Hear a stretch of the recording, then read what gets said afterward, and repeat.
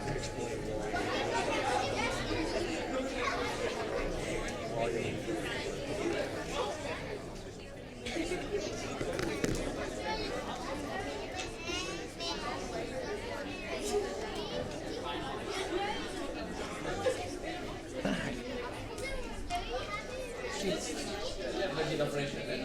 Can you see it? Is it streaming? Okay.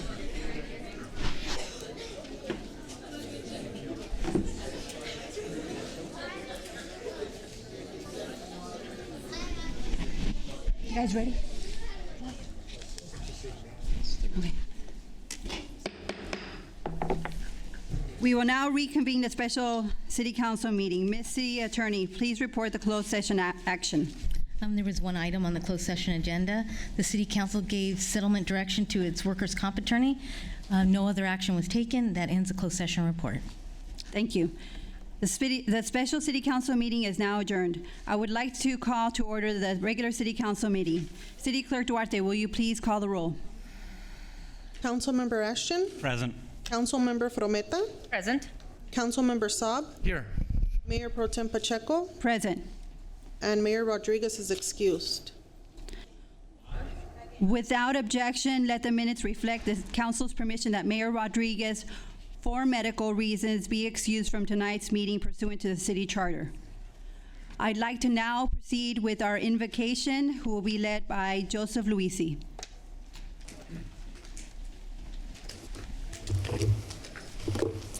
Okay. I'll start with thanking council for allowing me to be here today. I've already thanked the Lord for using me today. God, Lord, you've called us to pray for our government and our leaders. And I stand here today to pray for their guidance, their knowledge and the wisdom to make the wise decisions and to lead our city, this great city of Downey, to prosper and to be of the city that you want us to be, Lord, that you have shined plenty much here. I pray for Rick Rodriguez and his health. I pray for all the health of all the leaders and all of the people here today to have the best outcome. In Jesus' name, amen. I'd like to now have Councilwoman Claudia Frometa lead us in the flag salute. If everybody can face the flag and put your right hand over your heart, and ready, begin.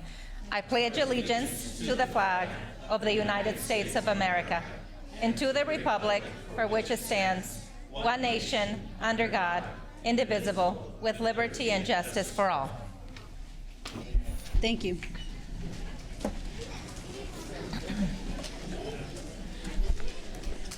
Now is the time for City Council member announcements, requests for future agenda items, conference meeting reports.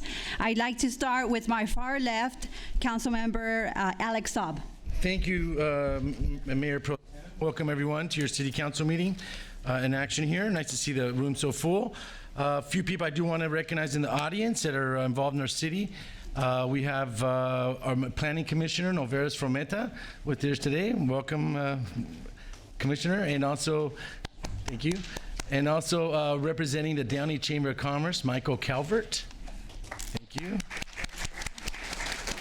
And then we also have Parks and Rec Commissioner Dorothy Pemberton on the middle, and superstar volunteer in our community. So thank you for all you do, Dorothy. A couple events. I want to welcome everyone to attend. Tomorrow is the Business Watch Quarterly Seminar. It's something that was started, resurfaced this year with our mayor. And what it is basically an event that the police and other organizations come out and provide some suggestions and recommendations for businesses on how to avoid being victims of crime and whatnot. And tomorrow it's going to be at the Space Center at 12 o'clock. Everyone is welcome. And then, what's that? I'm sorry, Thursday, October 10th, at the Space Center at 12 o'clock. And then also Thursday is a ribbon cutting at the Azar Event Center at 1215 Slauson Avenue. Is one of our local businesses that expanded over in Santa Fe Springs, and he joined the Chamber of Commerce, and always nice to see businesses continue to grow, and we want to welcome the public to that, and that is at 4:30 on Thursday as well. If you see our police officers and they're wearing the pink patch, I'm sure most of you know what it is. It's Breast Cancer Awareness Month, and they're selling some things to help raise some money, some shirts and some patches and whatnot. And I just want to thank our police department for always being once again showing they're important members and good members of our community that share in the concern and share not just in the good times and also the bad times with us, and they're showing that once again by participating in this project. So thank you, all the police officers that are participating in that, and also for all those who are buying some of those items to contribute to cancer research. I had the opportunity this past weekend, along with the Mayor Pro Tem, to attend a Contract City conference in Coachella, and this was an important conference. And one thing that I think was very important, I think our Mayor Pro Tem probably would agree with me, is one of the items that was discussed, and it seems like it keeps being discussed over and over and at all these conferences, and it's the issue regarding cybersecurity. And that, 60 Minutes had a big special on it a few weeks ago, and we see it all over the news. And I know we've talked about it with staff, and I know that finance director is moving that direction, but I just want to reiterate, I think we need to continue to be prepared for that. There's this, the ransomware that continues to hit cities. I think Philadelphia was hit a few weeks ago, cost them millions of dollars. A hospital chain was hit last week in Alabama. So I just want to make sure, maybe if we can, maybe sooner rather than later, we can get a little report from the city on where we are with that, how we're trying to keep up with that, and just to ensure our residents that the city's prepared. Councilmember, we'll schedule a presentation by our department on what we're doing and some of the issues that we're facing, but we can certainly do that, yes. I appreciate it. Thank you very much. And then just a couple items. I know many residents were here for the rent control issue, and everyone is welcome, and we appreciate hearing all of you come out. I'm sure most of you heard that today the governor signed AB 1482 for statewide rent control.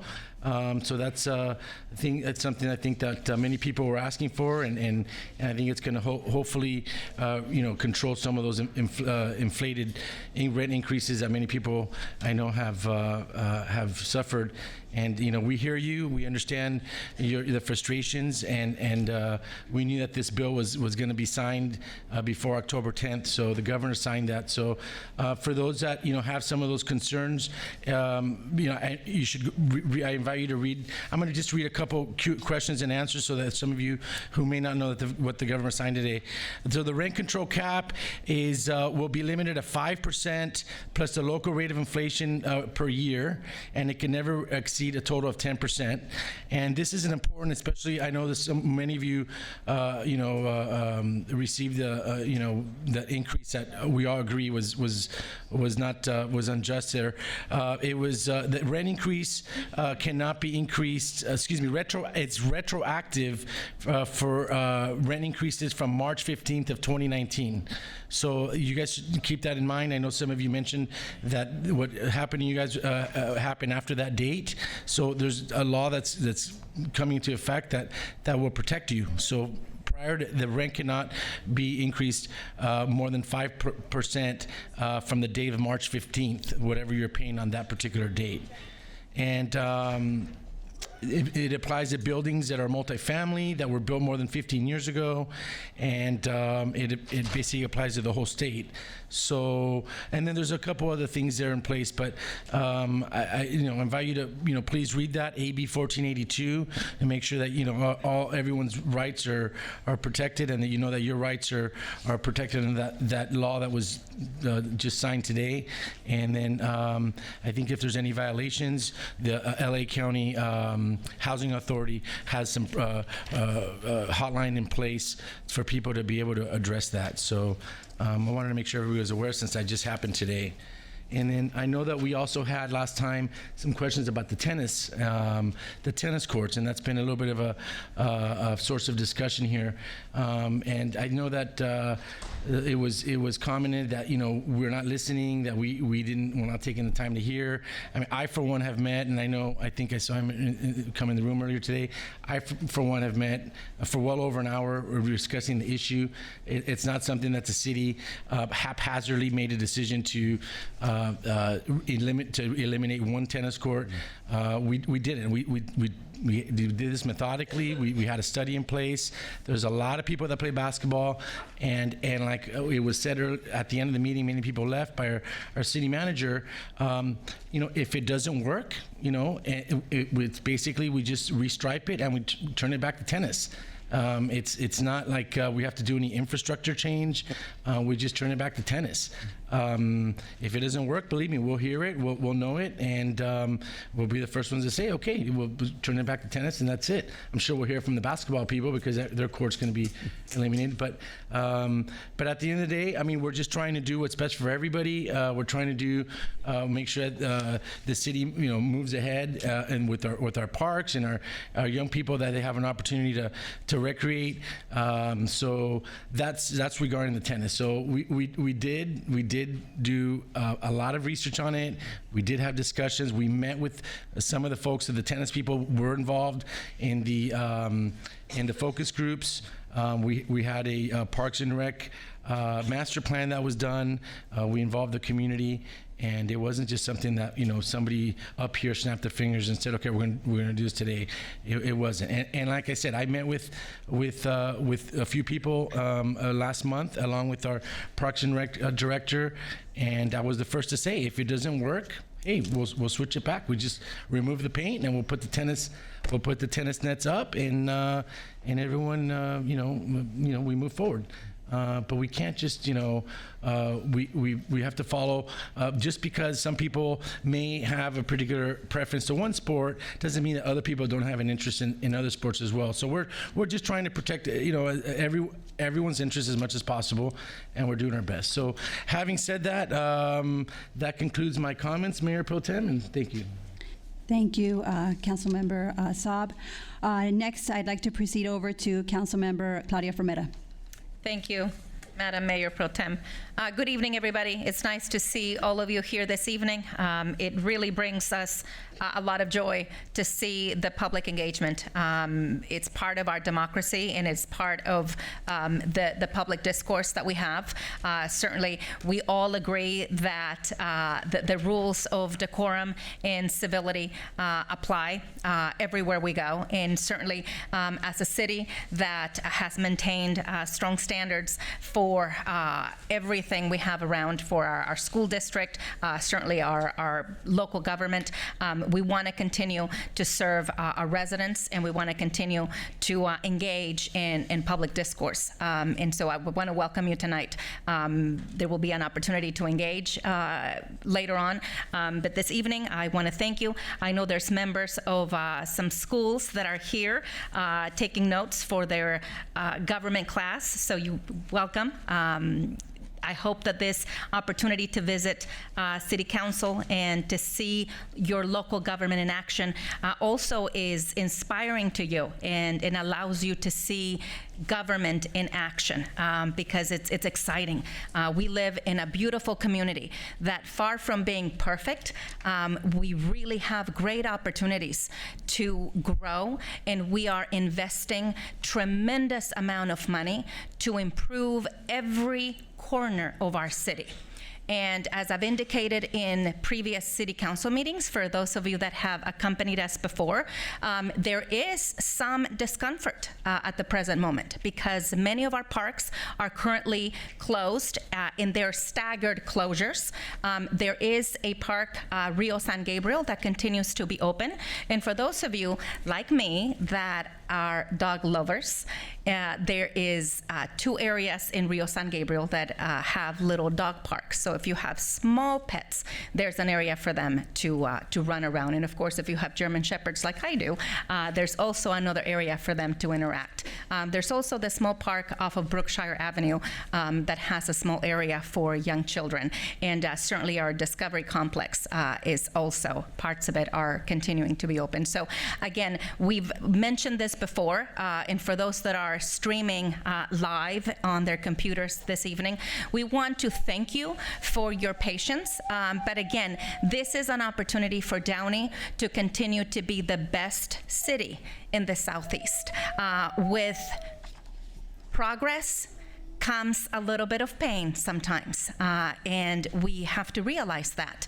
In the next several months, a lot of the infrastructure improvements that are going on will yield to tremendous, beautiful parks, a beautiful library. And in fact, I want to invite you all to our Measure S open house tomorrow. It is happening at 6 p.m. at the Barbara Riley. And again, a lot of the questions that you may have regarding a lot of the things that are going on in our community, you will have an opportunity to see what is going on. I want to let you know that I have attended several events since the last time we met in this council chamber.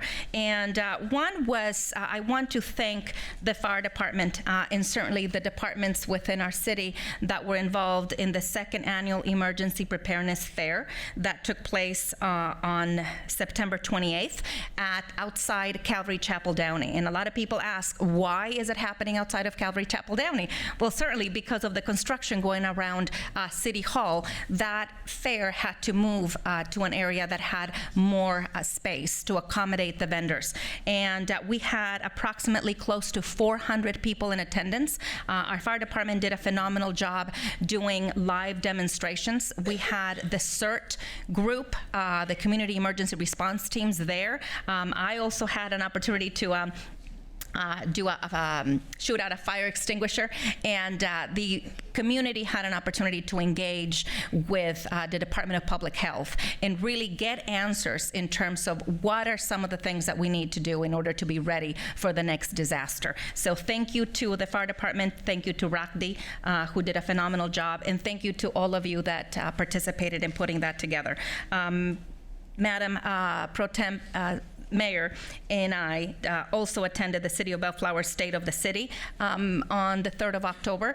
And again, as you know, we are a city in continuous progress and improvement. And as such, we like to also partner with our surrounding cities to ensure that there is that collaboration and that communication and those relationships continue to be strengthened. Because as we know, we are not just a single city, right? We are surrounded by other cities, and we want to continue those partnerships and collaborations. I also attended the installation of the new board for the Kiwanis Club of Downey on October the 3rd, and my council colleague Sean Ashton and I completed on October the 4th and October the 5th a 3-month program, and this was a partnership through USC and LA County and also the California Community Foundation. This was a local leaders academy, and again, talk about us wanting to serve you better.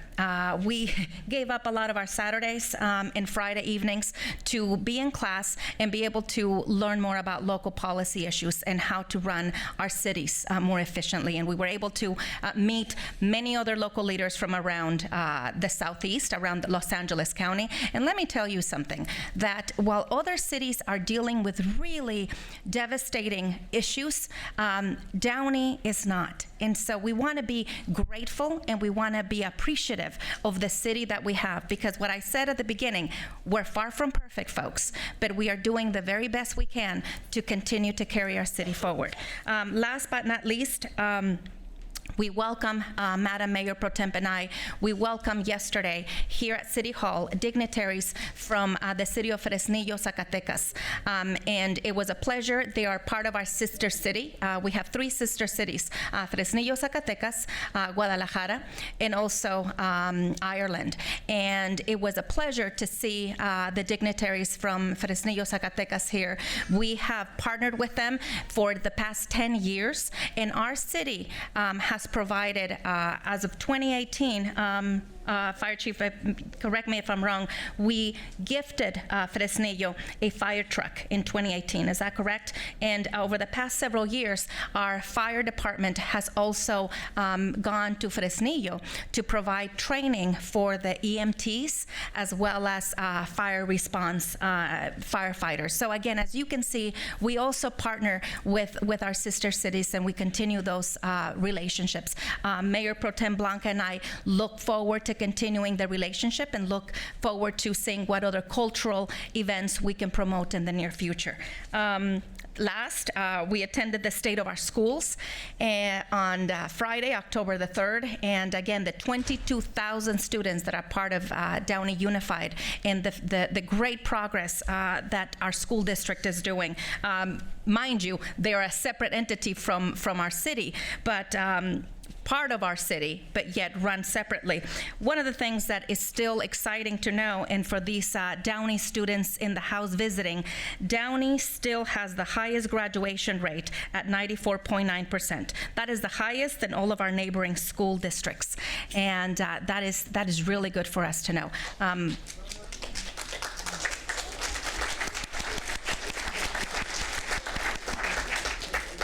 So I just want to thank our Public Works and certainly our Office of Development and Parks and Rec for the work that you guys do in continuing to move our city forward, and certainly our police chief and all of the work that you do to keep us safe. Thank you. Madam Mayor Pro Tem, that will conclude my comments tonight. Thank you.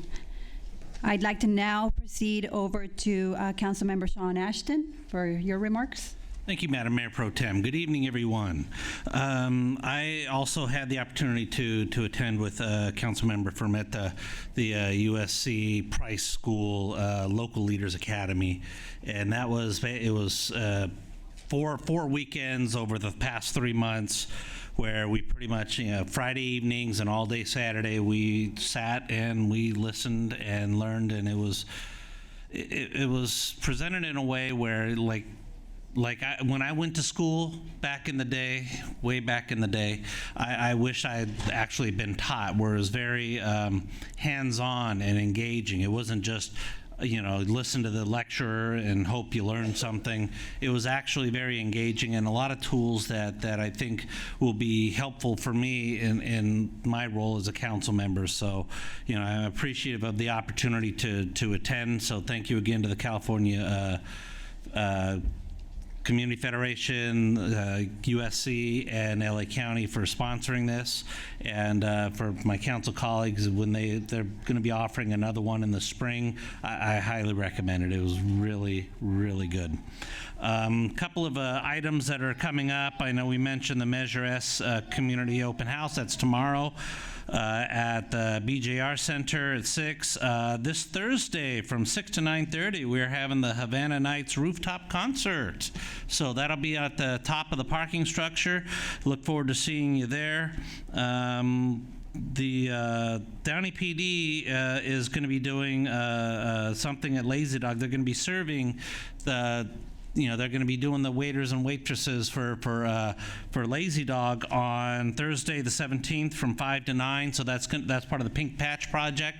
So if you have the opportunity to go there, please help them out, raise money for breast cancer awareness. We have next Saturday the 19th, we have a few events coming up. So first and foremost, we have the mulch shredding event that's going to be at City Hall. So they have mulch that they're giving away for the gardens, and then shredding for your documents. So that was a really they basically ran out of room in the shredder that they brought, and they ran out of mulch really early. So, for a lot of people were complaining to us, how come you didn't have another one? So here's the other one that we're doing. So please get there early. It starts at 8, but I remember when we were there in April, lineups are starting at like 7 in the morning. So definitely get there early if you have stuff, important documents to shred, or if you want mulch for your garden. Also that day at 9 in the morning, Keep Downey Beautiful will be doing their monthly cleanup. That'll be at the grocery outlet parking lot off of Firestone and Downey Avenue. Spooky Science Nights at the Space Center will be that same day, the 19th of October, from 5 to 8 p.m. I know coming up on Saturday as well, the 19th at 6:30, we are having the Downey Symphony Concert and Art Show. That'll be at the Downey Theater, and I think we're going to hear a little bit more in a couple of minutes during public comment, possibly, but there might be a few tickets left for that. Do you know? Maybe? No? I think there might be a few tickets, but get them because they're going quick. And one last thing, Rancho Los Amigos is a state-of-the-art rehab center, and once a year they do this a fundraiser called the Annual Art of Rancho. So these people that are at Rancho getting services, some of the disabilities that they have are truly inspiring in the sense that they they have so many different struggles, but they still have such a positive outlook. And one of the things that kind of helps them along is actually they do a lot of artwork, whether it be photography or painting. And so at this event, so it'll be Monday, October 21st from 6 to 9 p.m. at Rancho Los Amigos. They'll be having their art exhibition there, and they'll have stuff for sale. And I believe the proceeds go to the Rancho Los Amigos Foundation. So with that, that concludes my comments. Thank you, Madam Mayor Pro Tem. Thank you very much. I'd like to start off by thanking everyone for being here tonight at our council meeting. To our youth, thank you for joining us here tonight. I hope you... Well, sure, let's give them a round of applause. Thank you also for joining us. I'd like to recognize my parents who are in the audience. Thank you for joining us. Hi, Mom. Hi, Dad.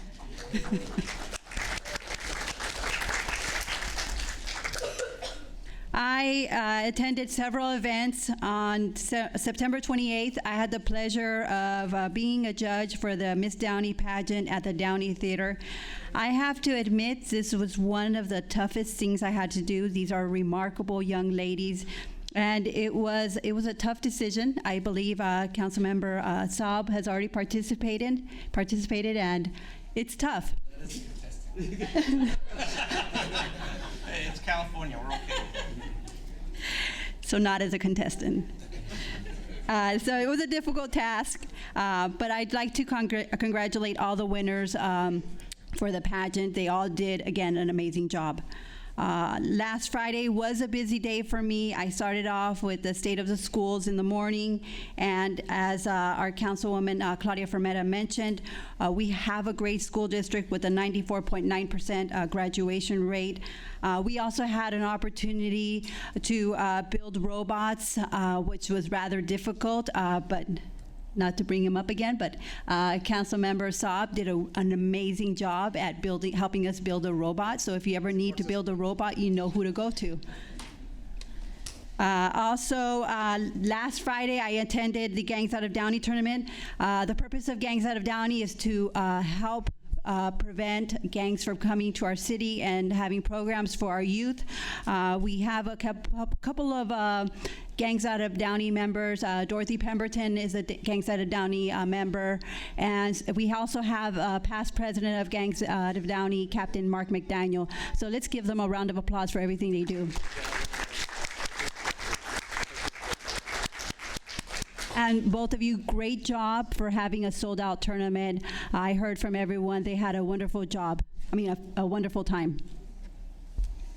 Also, I had the opportunity to attend Contract Cities Fall Summit.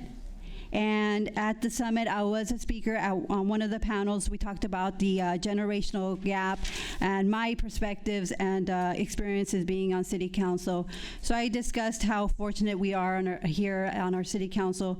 We may not always agree on every issue that comes before us or every agenda that comes before us, but what we do is we do not personally attack each other. We agree to disagree at times because for us it's important to do what's best for the community, and I think you've heard that numerous times. We truly care about the community, we truly care about the residents, and that's why, again, I appreciate everyone being here this evening to voice your concerns. Also, as was previously mentioned by Councilwoman Claudia Fermetta, yesterday we had the mayor of Fresnillo, Zacatecas, come visit us here at City Hall. We provided him with the tour, and we discussed how we can better our relationship as sister cities and how we can grow upon this relationship. So I'd like to thank Councilmember Fermetta for joining me at this meeting. Thank you. And the next item I have is events. So for the most part, all the events have been mentioned, but I did want to add one additional event. On Sunday, October 20th, the Downey Rose Float Association will be having their Parade of Winners fundraiser. I do not know if many of you are aware, here in Downey, we have our own Rose Float. So every year on January 1st for the New Year's Rose Parade, we in the city of Downey have our own float, and it's not like that in every city, and so this is particular to our city. So on this date, the Rose Float will be having a fundraiser from 1 to 3 p.m. at the Rio Hondo Event Center.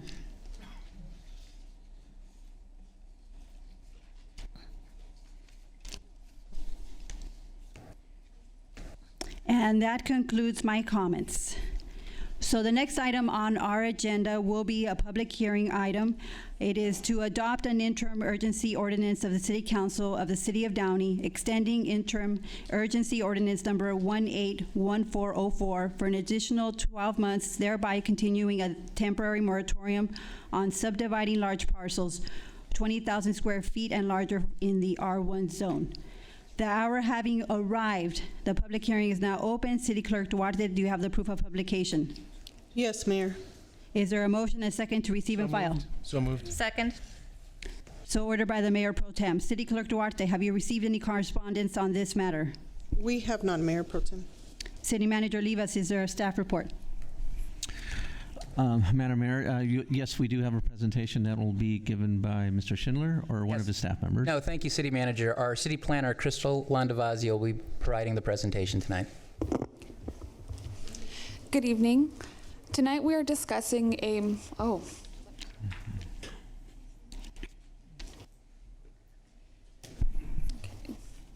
So tonight we're discussing a moratorium that was previously adopted by the council to address concerns over the subdivision of the large lots, turning them into multiple properties within single-family neighborhoods.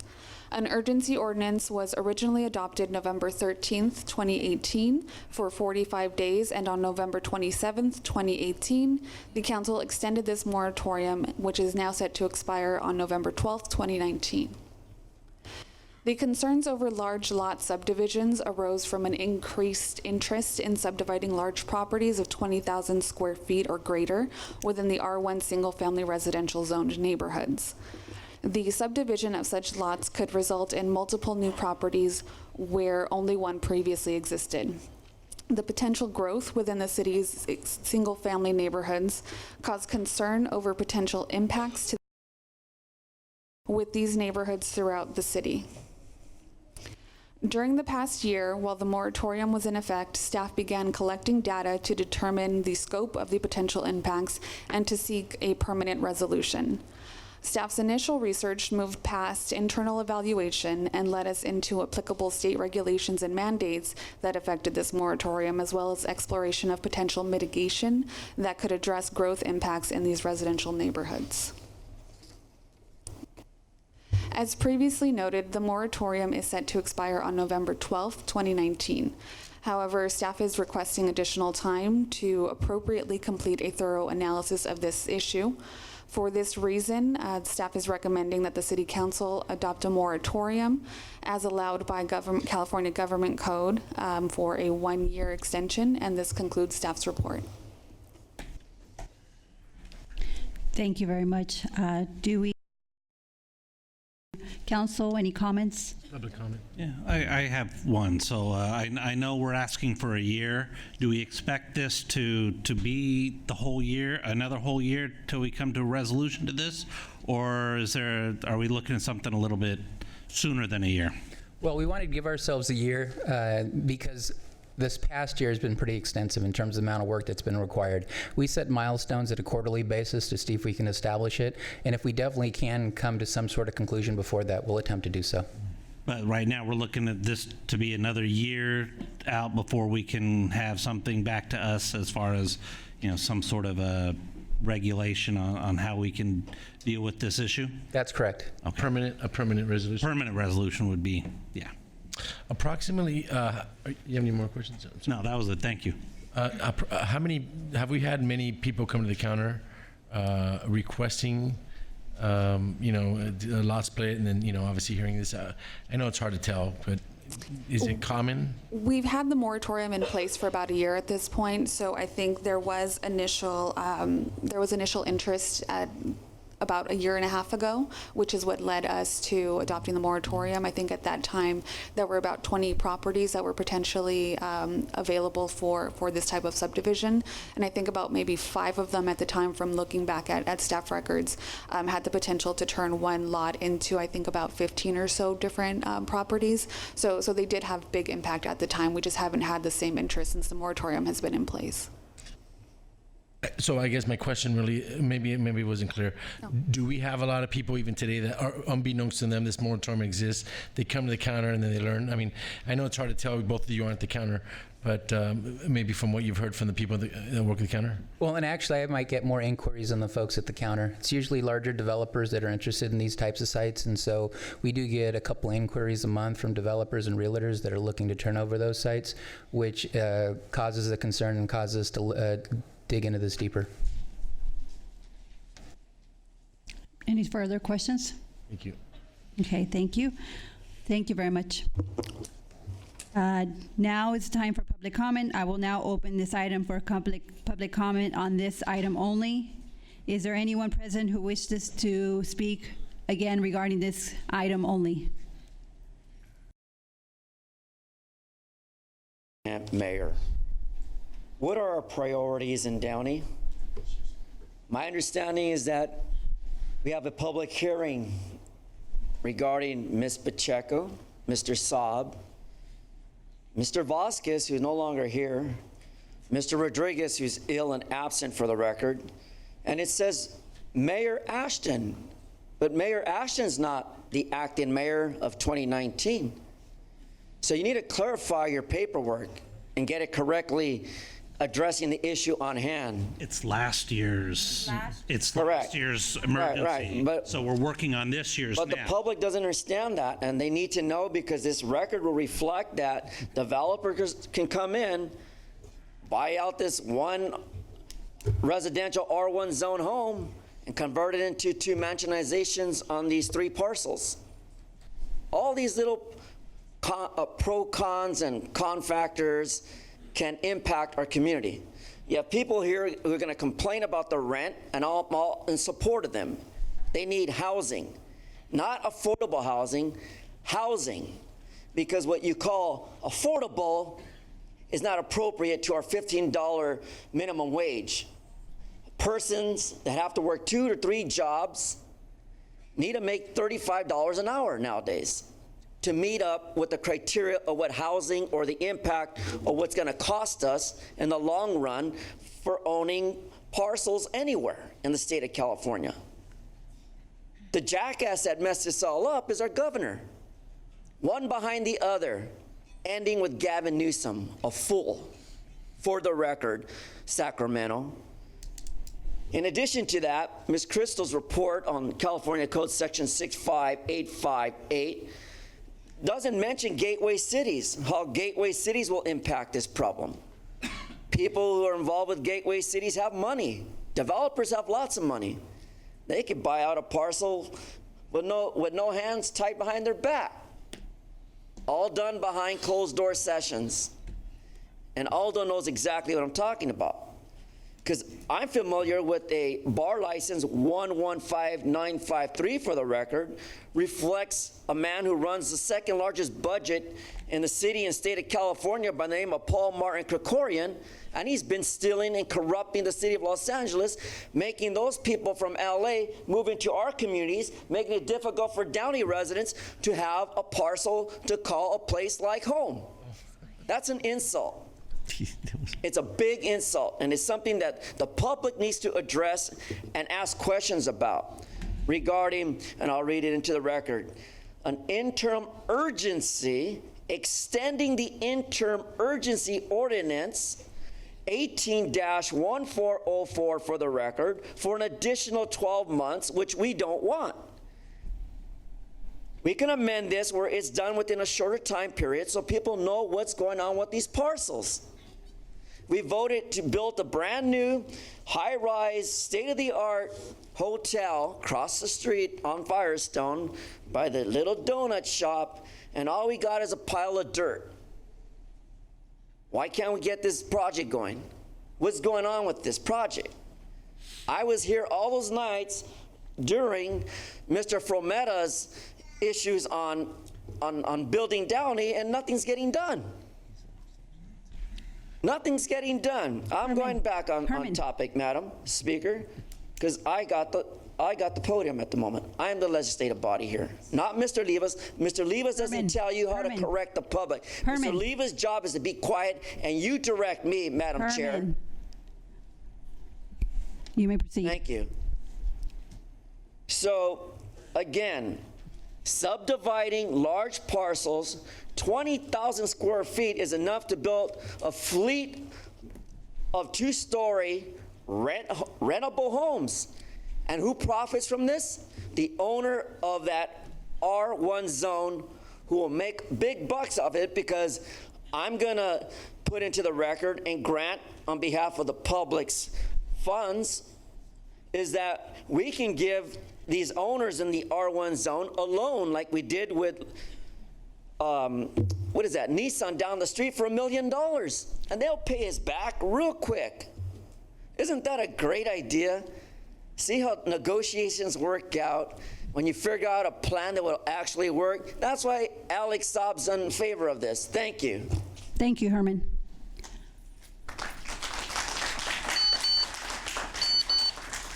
And this would be regarding this agenda item only. Is it regarding this agenda item? Okay, it's not yet public comment period. Good evening, City of Council. Sorry, it's not. If it's not regarding this agenda item, we can't have a discussion right now. So your time to speak will be coming up. Okay. Okay. Thank you.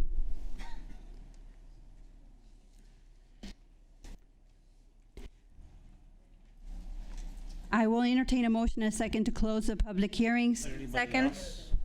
Is there anybody else? Anybody else? On this item? Yes. This item only. Okay. Madam Mayor, you look quite in charge up there. You're doing a fantastic job. Yes, Madam Mayor, you're doing a fantastic job up there. And first of all, I want to compliment our city staff for doing a fine job in developing the recommendation tonight to extend the emergency ordinance, freezing the development of lots greater than 20,000 square feet, or rather 20,000 square feet or less. I live in Orange Estates, and as you all know, Orange Estates was developed many years ago out of what was once orange groves and walnut groves in this part of Downey. And it became known as Orange Estates because the lots were very spacious. They were estate-like lots, many 20,000 square feet and above, many 20,000 square feet and below. When I was growing up here in Downey, those homes had beautiful, large, spacious, ranch-style architecture homes to match the era. And they were fantastic. But they were very large-sized lots. As people aged out of those homes and sold them, developers came in and subdivided the lots into two, typically sometimes 3 or 4 more. As an example, there's a parcel at the end of 8th Street in Orange Estates that's approximately 5 acres. It's been sold. It's vacant still.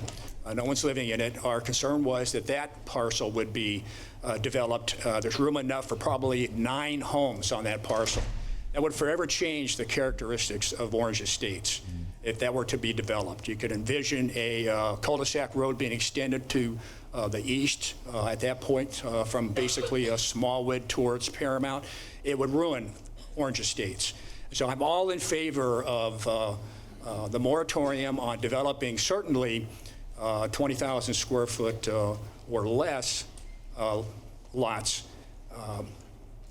to maintain the character of Orange Estates. So keep at it, keep doing the surveys and talking with people who actually live in the neighborhood and want to see it be maintained as it is. And I want to thank Mr. Saab again for helping designate and demarcate Orange Estates with the beautiful signage and other elements that went into place. It really has helped to even make more Orange Estates even more exclusive, as you will. But every neighborhood in the city is fine. I just happen to think Orange Estates is the best. Keep it that way. Thank you. Thank you. I will now entertain a motion, a second to close the public hearing. So ordered by the mayor. Is there a motion and a second to adopt the interim? I make a motion. Second. All right, let's vote. Is this to read the It's urgency. urgency right now?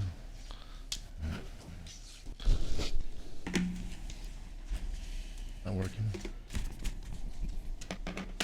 The motion was approved with Mayor Rodriguez excused. Thank you.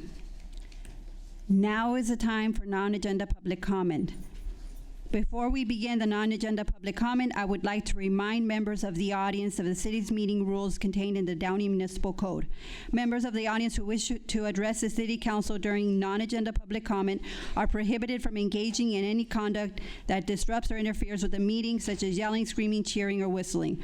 If a speaker engages in conduct that disrupts or interferes with the meeting, I will ask the city manager to have the speaker removed from the chambers and until the end of the non-agenda public comment period. I remind speakers that each person has 5 minutes to speak on non-agenda items and that your comments to be addressed to me and not to any other council or staff member. Please state your name for the record. Those wishing to speak may come forward.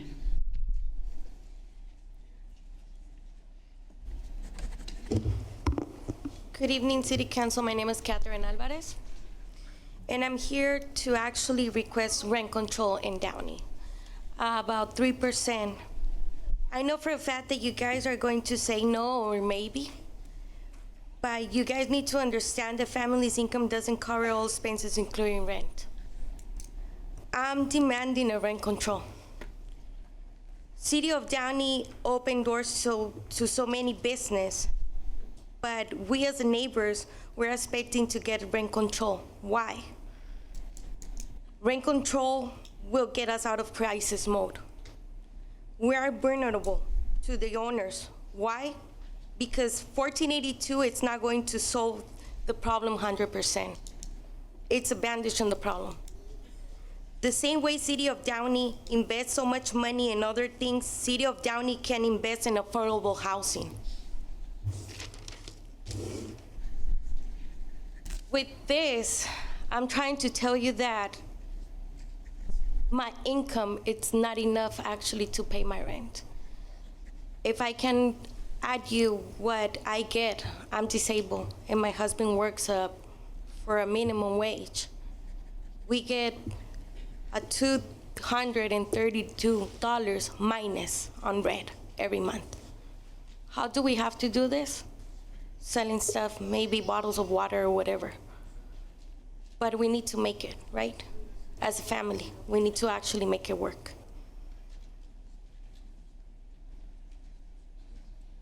You guys were talking about Mayor Rick being sick. And I don't know what is the illness or what's going on with him, but I can tell you a little bit about me. I have 16 surgeries. I have a broken foot right now. And I'm here, trying to speak up for a lot of people that it's in here. I'm not gonna actually tell you what is going on with me, but if you wanna ask, I'm more than welcome to tell you. And I actually work every day trying to succeed with families that they're in need. So hopefully for the next time, Rick Rodriguez can be here. And that will be it. I'm sorry, I just need to clarify that because it's an unfair accusation. To the I'm not accusing. No, I just want to clear the record. If the mayor, we'll give it back to her. We'll give it back to her. The mayor is very sick, and in fact, he probably wouldn't want me to say this, but I think it's important for him to know this, or for you to know this, is that he is in a hospital. He's not at home. He's not resting. He's seriously ill. So I want that to register with folks that he's a man that does everything he possibly can to be at every possible meeting. If fact, he ended up back in the hospital because he was trying to get back to work and back to the city business too quickly. So out of full disclosure and full respect to somebody that's been sick, he is sick, and we wish him a speedy recovery. So I just want to clear the record. Thank you. Thank you. And we can add some time, too. Okay. Thank you. Well, like I said, you guys never mention that, right? Why Rick Mayer is not even here. It's been 3 weeks or 4 weeks already. Okay? But we did at the beginning of the meeting. Anyway. Just to let you know that even if I'm here, standing up here for fighting for everybody that isn't here in this city council meeting, you guys can actually do it, and he can do it from whatever he is. Okay? Because I'm being in the hospital more times than he is. Believe me. And I'm still here. So hopefully you guys can actually work that out for us as community of Downey to make a rent control actually happen. That's it. Okay, before the next speaker.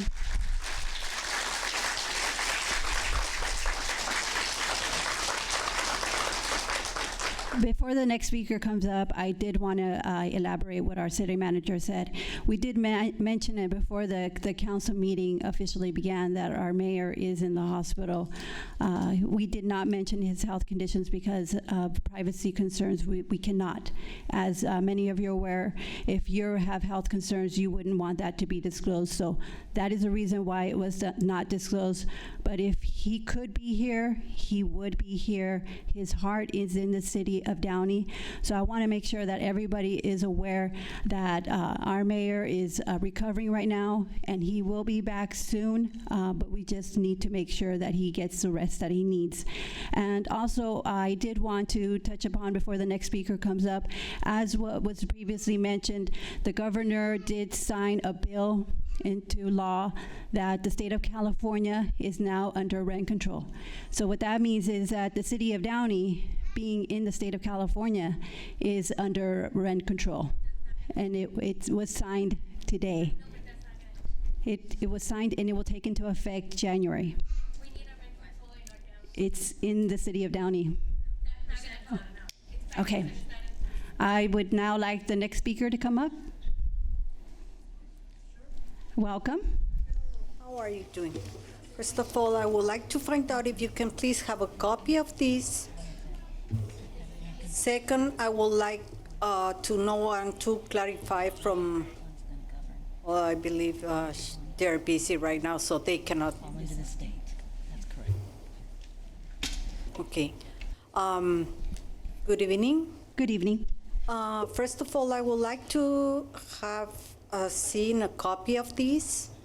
And second, I would like also to know if Downey is incorporated or not into the city of Los Angeles for the rent control.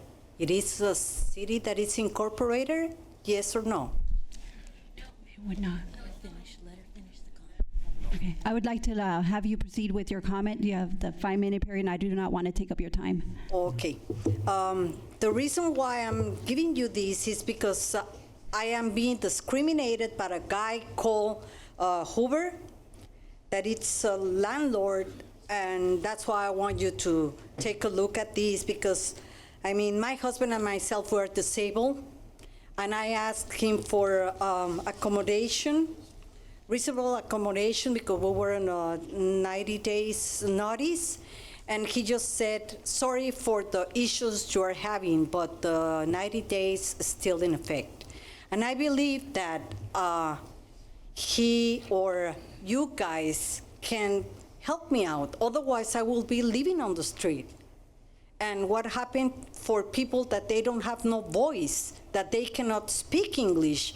I mean, they can get away with an email like that. It's afraid. And yesterday, he just sent an email saying, well, I want you guys to be parking your spaces. Otherwise, your cars are going to be towed. So every single day, it's something that it's like getting out of control. And we want to know, or to you guys to help us out with this situation. It's getting out of control. I feel like he's harassing us. My husband and myself, we are sick, and I'm stressed out. And a person telling me that it's gonna tow my car and I have to leave in 90 days. And I have to pack. Even if I have a mass in between my liver, my kidney, and my lungs, I have to move. I have to pack, otherwise, what else am I gonna do? And I talked to the lady, the daughter of the landlord, and she told me to go to church.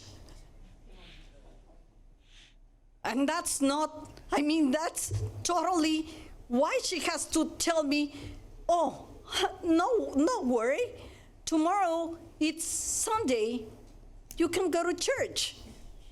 What am I gonna do in church if your mother is asking me to leave? That's not a proper comment. And Mr. Hoover is making me that he doesn't care that my husband and myself were disabled, and he's kicking us out after 20 years of living in the same house. Give me a break. 20 years. Why they didn't tell me, we don't need your rent, we don't need your money? Or if you're disabled, we're gonna ask you to leave the place in 1 year. We're planning on doing something else. No, they didn't say anything. They hide it. Why they hide it? We were not gonna go away paying for, all they want is the money, the rent. They don't care about people. They don't care about human beings. Do they want people paying $2,000 of dirty money? Money getting from buying drugs? I'm not saying that everybody's buying drugs or doing drugs in the city, but people that can afford $3,000, $5,000 apartment a month is because probably they're not doing something good. I'm not saying all of them, but poor people, most of them, they just work for a minimum wage. They just want a roof. They don't want to be homeless. I don't want to be homeless. That's all I'm asking, your help. That's why I want you to read, because if you have an IP or if you have someone that can trace this. Thank you. I don't know if you want a copy of this. Sorry about the time.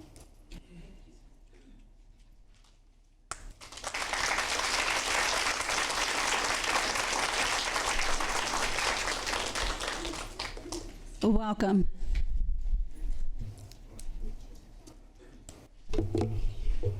Good afternoon, council members. My name is Mrs. Ibarra, and I'm a veteran teacher and an activist, and I also own my own business. I also live in Downey Estates like the gentleman who spoke previously to me. And about 15 years ago when I moved into the area, I was probably one of a few of the brown families that lived on Basinger. And now with change, I could say that about half of the street is Mexican or Latino, and I'm proud to be probably one of the first families that made this change. Like you said, the city's changing and we all have to change with it. So in the beginning of the meeting, the preface was that with greatness comes or involves pain. And once again, I'm not happy with the massive constructions that are going around the city. I heard some words say that the parks remodeling were staggered, and I don't believe that they are staggered if we only have the little park on Brookshire, like you mentioned, or Rio San Gabriel, which I don't even know how to get to. I also have small dogs like Ms. Fromenta mentioned, and I have nowhere to take them but around Paramount and Florence, which, as you know, is super jam-packed with traffic and not safe. Another thing I might mention is that as a teacher, as a veteran teacher, It breaks my heart to see all these families here fighting for their rights to shelter and to a home. It breaks my heart to see these small children here at this late of evening, sitting here with their parents instead of being at home doing their homework and not worrying about next month or where they will be living in a couple weeks. Look at these faces, look at us. Please listen to your constituents. I asked you this at the prior meeting. And then again, we're here.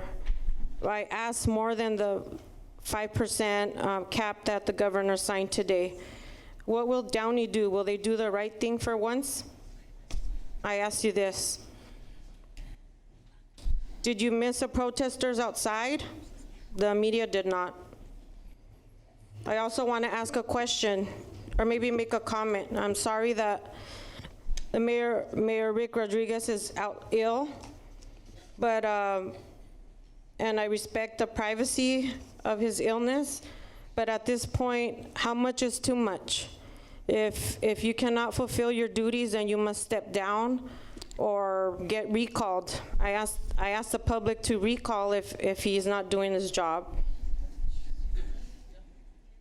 I also question the city manager cutting in and interrupting people's minutes. Thank you, Mr. Ashton, for stopping the clock. I think that's very rude, and you guys do that only when it's to your benefit.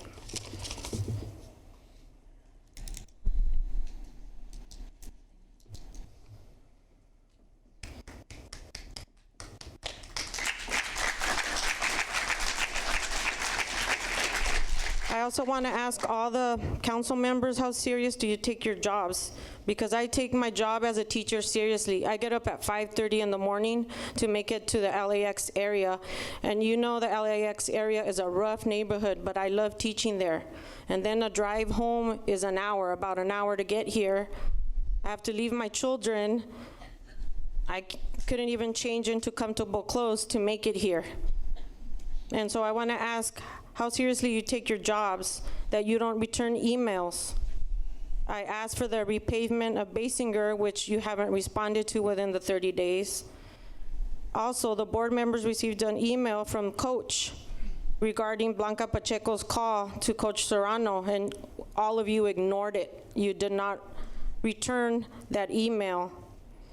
And frankly, getting a call from the Mayor Pro Tem, I think is illegal, to try to silence the public, just like our government is doing with like the whistleblower and all that going on in our government. I don't believe it should trickle down to Downey.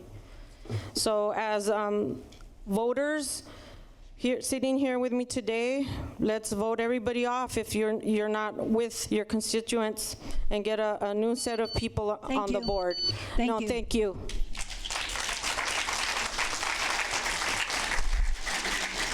Fantastic. When our law punishes words, we must examine the surrounding circumstances. And everyone's testimony is a circumstance. How you treat and belittle people who have to work 2 to 3 jobs just to survive. Clean your yards, bust your tables, and clean your homes. And the greatest gift they give you ever is to watch your children as they babysit for you Monday through Friday. But you don't take consideration of that, huh? That's the same Democratic bullshit that comes from Washington. Roy Ball Allard, Kamala Harris, and all those other bitches that don't stand up for our rights and our children's rights. Herman, there's children. You heard me. You heard me. I said it. Bitch. That's free speech. That's constructive, robust, free speech. And it's very sharp. Very sharp. The same sharp attacks you've done to these people here in Downey. All these people that want to have rent. All these people that want to live in their community and not get kicked out and live in the goddamn street or in their car. That's real shit. Real fucking shit. Just like today when I was in LA speaking on item of regular agenda items, department's report, second quarter report on homelessness. We have the same fucking homeless problem. The same issue, and it's going to happen again if these people are kicked out of their rent-controlled homes. And I'm glad the cowards get up and walk away.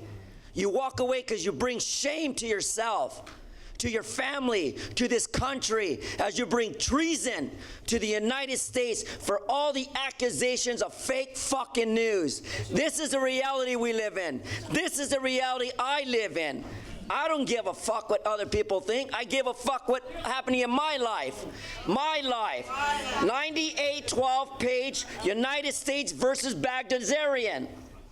Shoot the niggers because they don't do nothing right. For years, because in the history of this fucking country, look what it's going down. Look what's going down. People are hungry. We have a homeless crisis. And now we got people in our community going to become the next round of homeless people.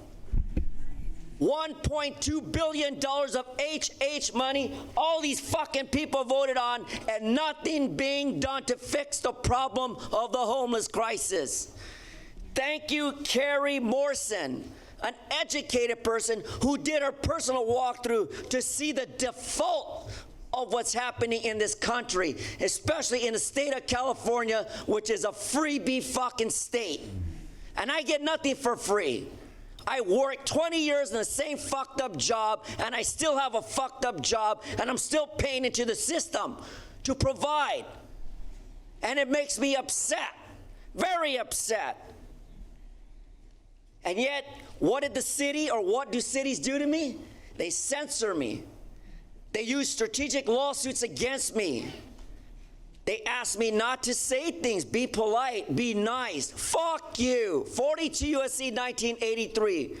Everyone has a right to learn the law and stand up for what they believe in. I got this fucking Armenian from L.A. bringing a restraining order against me because I says I want constitutional betterment. Bury that fucking Armenian and let's make America great. That's protected speech. Watts versus United States. Whitney versus California. Yeah, look at the fucking clock. Because I know what I'm saying. I said this more than just once. I said it in Pasadena in front of the mayor, Terry Tornek.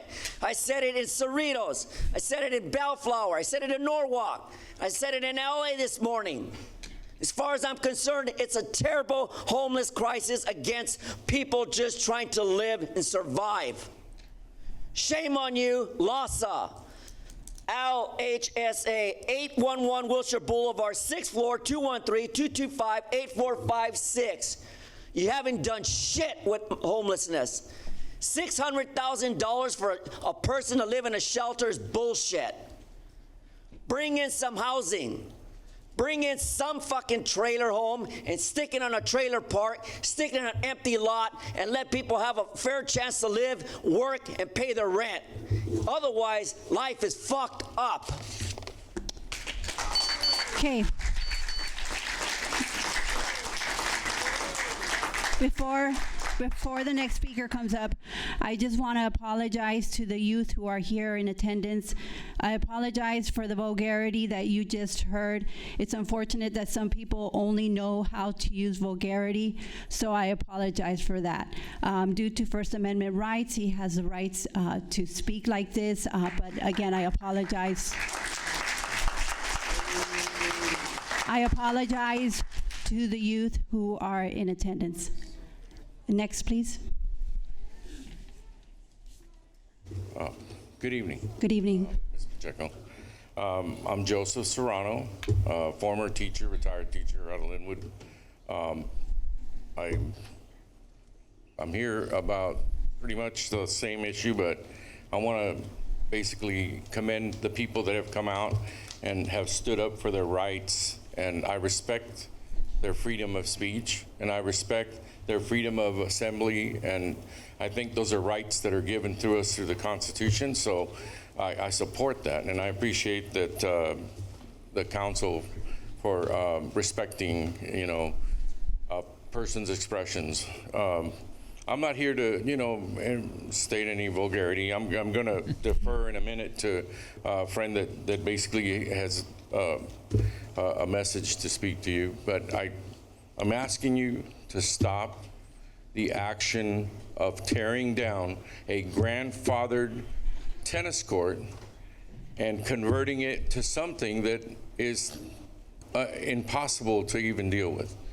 I appreciate, Ms. Pacheco speaking to me, calling me, and I did share that with my colleague. She's a teacher. She's, devoted to the things that value has been put in our city. So I appreciate that we're allowed to speak to you. So I'd like to defer to, no, don't. Okay.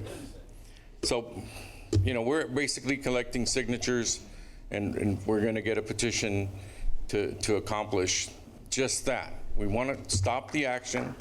We want to, continue to have discourse with you before it gets, to where ugly, it's like, I really don't think it needs to get there. I think we need to listen to some reason.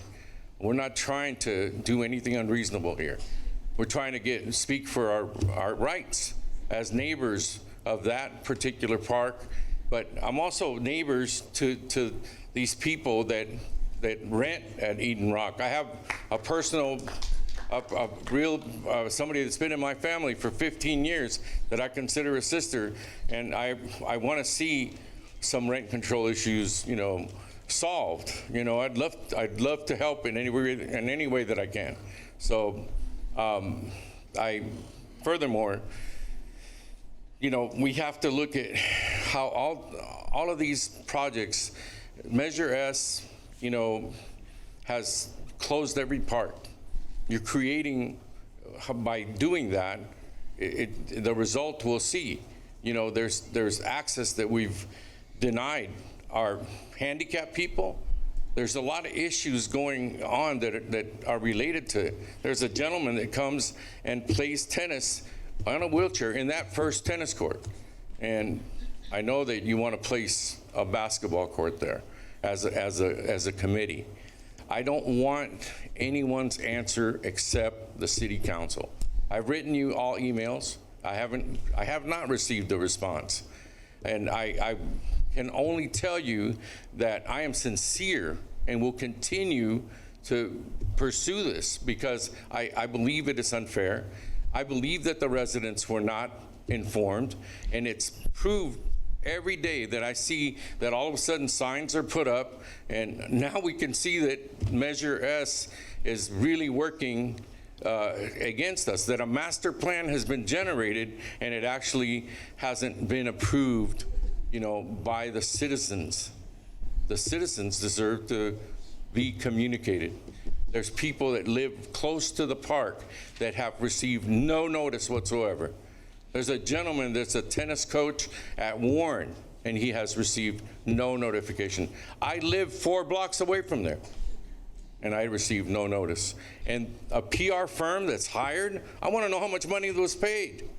I'm going to ask that same thing, just like I asked for proof, for logic, as to why we would take out a tennis court that's grandfathered for over 50 years. There's a lady that came forth, spoke to one of my friends that plays tennis there, and said, "Hey, you know what? We had this built here," and she felt good. And she's 89 years old, I believe. I mean, come on, people. Let's reason. Okay? Thank you very much. Thank you. Joe, is this loud? Joe. So we'll talk about your issue after we listen to all the comments. I do want to say that I apologize for not being able to call you back. I know I called you at one point. I apologize for not being able to call you back, but I do want to continue our conversation. But if you stay in the audience, we will touch upon what you just mentioned. But I just want to make sure that I listen to everybody else behind you. Thank you. Thank you. Very much. Thank you for speaking. Welcome. Good evening. My name is Jocelyn Ortega. Welcome. Okay, so I remember my first time attending a meeting here. A major concern on the agenda was the homeless population in Downey and how cold it was going to be that winter. And I didn't even know Downey even had a homeless problem then, nor did I know that a few years later, my family of 7 and our neighbors would be faced with this potential struggle as well. According to the economic literature, it is obvious to the economists affiliated with any political party that rent control would be devastating to the city because it ultimately stops the production of an affordable housing and instead tailors to the wealthy where the profits can be earned. In addition, maintenance would become too expensive, but first off, our homes were never properly maintained anyways. And more importantly, the families in these apartments have an income problem. And they work really hard, our parents do. But it's not enough. They work long hours, it's still not enough, we barely get by. And it's gonna be the children who will save these families. Next May, I will be graduating with a degree in biochemistry. And this accomplishment will help my family so much and financially. And although I really wanted to get a PhD in biochemistry, I need to start working now. But how will the younger children who, are, and their families be able to do what I'm doing when the rent is just too high? And these are working families. It's not like they're not working and,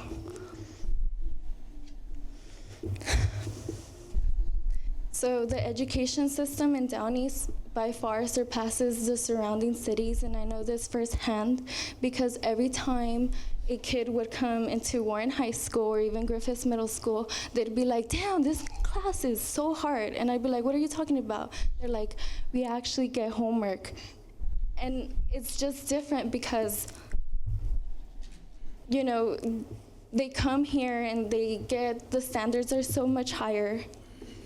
And that's what helps us get through college. As a first generation college student in my family, I don't think I would be able to have gone through this STEM degree without being here in Downey through the educational system. So I am here.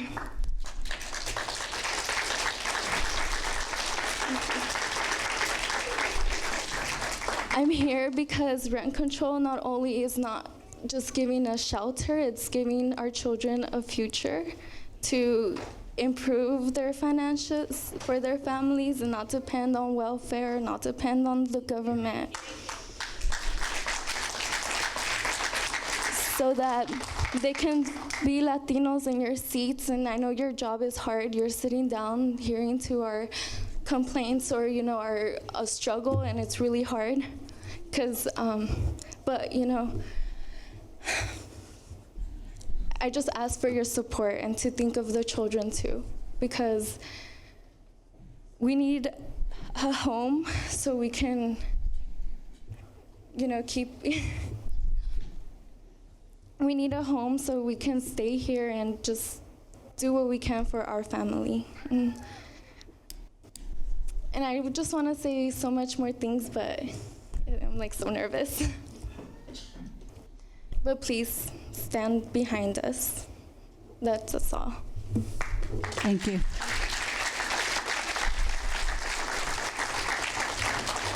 Welcome. Good evening, council members. Hello, my name is Jessica Ortega. I'm her sister. I'm also an older sister for the 2-year-old who's right there. And as we all know, the government was established by the people, for the people. I am here to plead for your help. Downey, California has been my home practically since birth. I have received a wonderful education here, met wonderful people, as well as being inspired to become an artist and use my voice to inspire others as well, and to let them know that Downey is a wonderful place to be at. Certainly, there's an issue that is occurring in the apartments complex, which is high rent. Many families cannot afford to pay a ridiculous amount of rent. Why, you might ask? Which is obvious. They have other bills to pay: electricity, gas, necessities like food or transportation to get to work or to take their children to school, or school expenses. Having high rent will force the families to move out, take their children out of this wonderful public education that Downey Unified is well known as.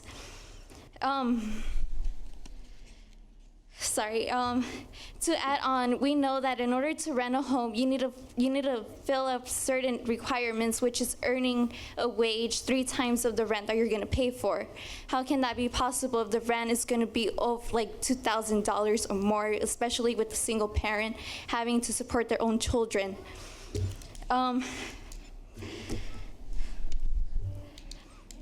This will force families who cannot afford to pay the rent will be forced to be homeless, making their children miss out the education in order to be a well-educated citizen in this country and this city to bring out the best for the future.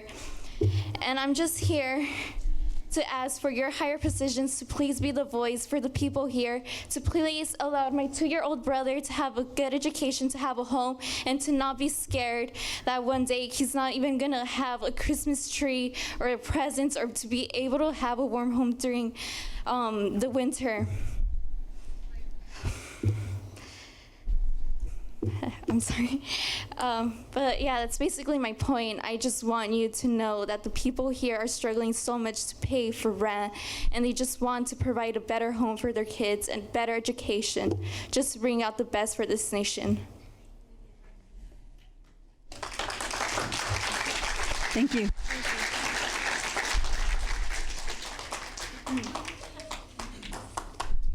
Welcome.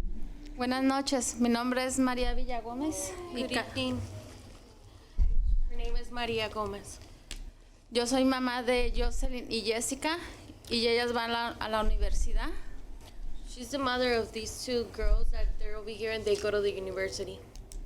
Nosotros estamos aquí para que ustedes intercedan por nosotros por el control de renta. We're here to actually, you guys can intercede for us for rent control.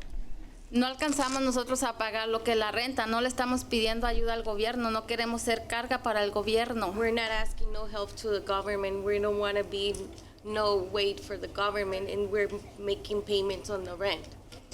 Mis hijas de la beca que le dan, una paga el internet por necesidad, lo ocupan por necesidad, más no por lujo.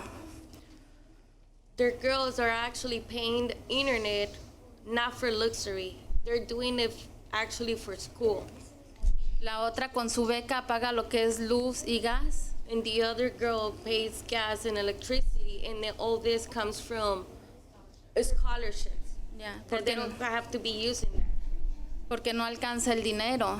Por eso queremos interceder, que nos intercedan, por favor. Money, it's not even carrying all the expenses. And that is why we are asking you guys to intercede and have rent control. Para que haya control de renta.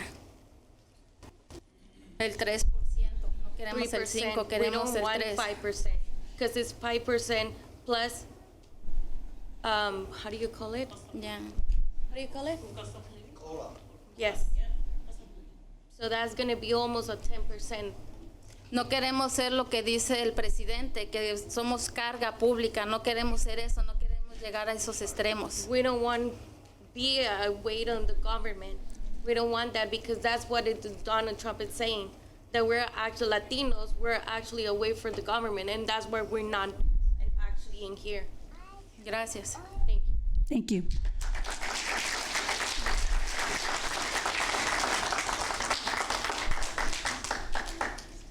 Welcome. Good evening, council members. Good evening, all the presents. If you don't understand my English, let me know. I try to find somebody to translate it. You're good. Thank you. I had a complaint about parking enforcement the last Monday, day 7. I parked my car in the Avenue Adore. This street having signs about no parking, sweeping, or something. And that's why I parked my car. But that happened, I get a ticket. I talked with the officer, Vidrio, and I asked him why I get a ticket. And she explained me for the sweeping the street, but I told I don't see any signs. And I had pictures. also the officer do a big mistake because she write in the ticket in the street Whitewood when my car was be parked in the street Adore. And I don't know, you can do something about the situation. Put more signs in the street and bolts, because normally only I see one sign in one side, but not in the both sides. I'm resident for the city of Bell. I not live in the city, and I come to do something in one of the property. I am the manager, and I don't know. What's the cross street? It's with Whitewood and Adore. But all the Adore Street from the Glenshire to Columbus having nothing, having no sign. This street being the side to the freeway. Oh.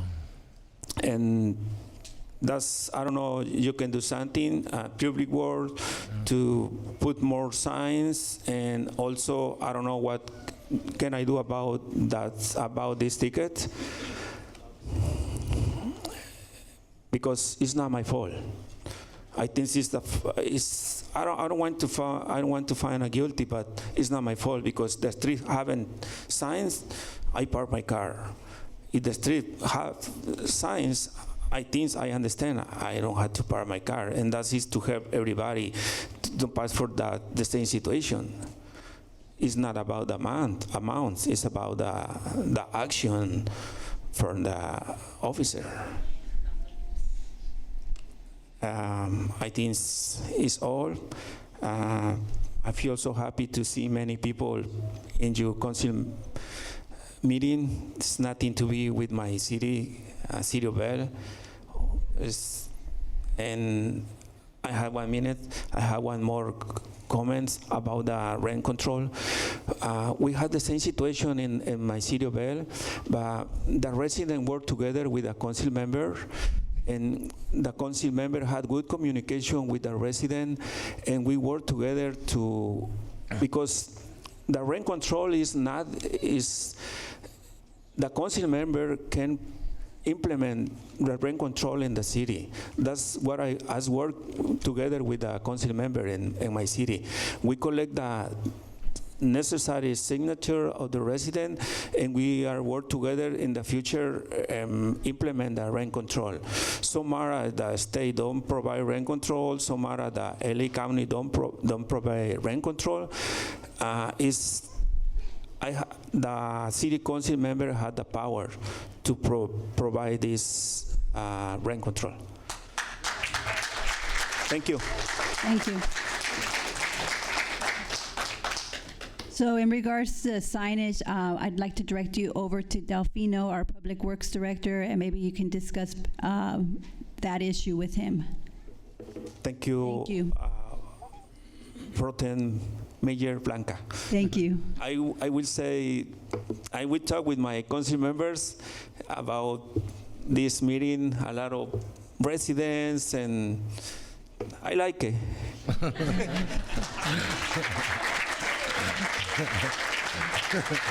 We meet every Wednesday. Welcome. Hi, good evening. Hi, good evening. Oh, yeah. My name is Margaret Villa. I've been here more than once. I'm a blue-collar, working-class citizen, activist, and a mom. You mentioned the mayor not being here tonight, wasn't here the last time I was here, or the time before that, and that he is ill. I hope it's not serious. But with the health issues, I can guarantee you most people here tonight that are here for rent control aren't allowed to call out sick, probably don't even get sick days. Am I right? Right. So, none doesn't necessarily have to be a union. No, a union would be different. So, reason I'm saying that most of these renters, residents, they're here tonight. They're not entitled to sick leave. some may be reprimanded for calling out sick, and just for simply not going to work. Most, I can assure you, combined with the high rent, is not acceptable. It's not acceptable.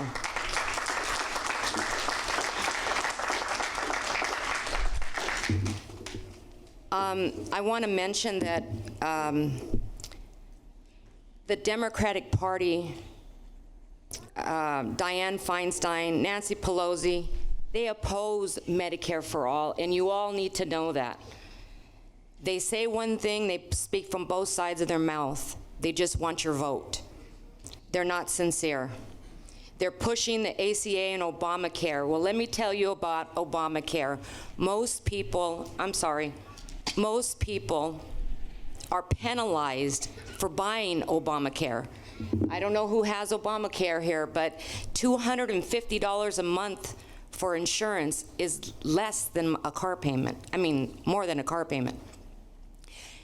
Worst of all is you're penalized if you do not pay into Obamacare. This is unheard of. It's absurd. We need to focus on Medicare for all. It's very important, and I'll tell you one thing. There's a gentleman here tonight, Rodolfo Cortez Barragan, who has been fighting for Medicare for all, free public education, and single payer since 2015 into 16. We met through our activism. He has fought for these issues. And another subject I want to bring up is the environment. Very vocal in the city of Paramount. It was, I felt like my ears were bleeding. I was listening to the city council speak about chromium-6 being in the air tested in the schools. I was like, they're testing, chromium-6 is brain cancer. And these schools, they're testing it every 6 days. Okay, that's Paramount. Well, we're not too far from there, okay? It doesn't discriminate in locations. This is a poison. We need to pay attention to all of this. Those kind of issues would not be happening in Westwood, Beverly Hills. I'm telling you, they would shut down those schools. Look what happened with Exide. Rent control. I don't live in this city, but I support these constituents. All these citizens, Downey needs to do better. Listen to what they're saying. 5% is too much. Combined with their health insurance that they have to pay out of pocket, it's unheard of. Thank you.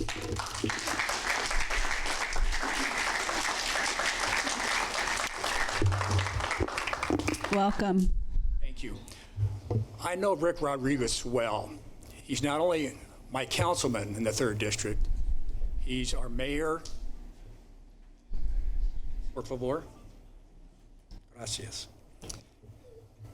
He's our mayor, he's my councilman, he's my neighbor, and he's my friend. And he's a fellow Christian. And it is very unchristian-like for anybody to come before this dais and kick Rick when he is down. He's battling a serious illness, as I'm sure all of you know.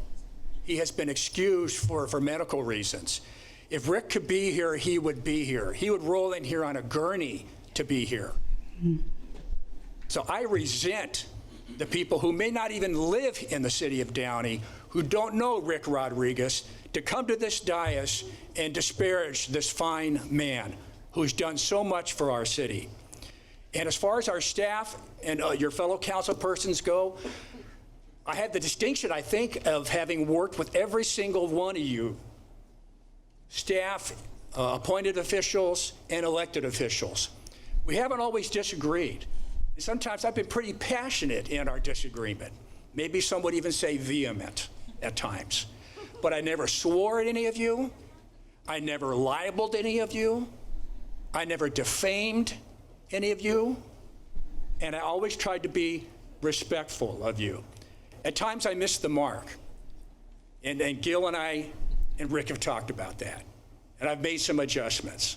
And thank you for coming to me one-to-one, Gil, as a man, and respecting my rights as a constituent in the city. And with regard to constituent service, try getting constituent service in the form of a response in an email or a phone call from anybody in the city of Los Angeles, City Council, all 15 of them, and there are hundreds of staff that work for them. Try getting a constituent response from the County Board of Supervisors or from the sheriff. It may be delayed at times, because there are other priorities going on. My email, although I may think it's the most important one you've gotten, it isn't. There are other emails that you're dealing with, but whether or not you even respond to me, I know you heard me, because I can see by the actions that you have taken for the public. This is the most transparent, open, and responsive form of government I've ever dealt with. And I've been involved in state government as an employee. I've been involved in county government as a commissioner. I've been involved here in the city of Downey in volunteer roles. And I can say to a man and a woman, to each of you, it is an honor to have you representing me and most of the people in the city who actually reside here and have a stake. I bet you if you were to survey, but it's irrelevant, people can come and speak whether they live here or not, but if you were to survey 50 of the people wearing these blue shirts, I bet no more than 10% of them actually reside in the city of Downey. Respect my time, please. I respected yours. You're wearing blue as well.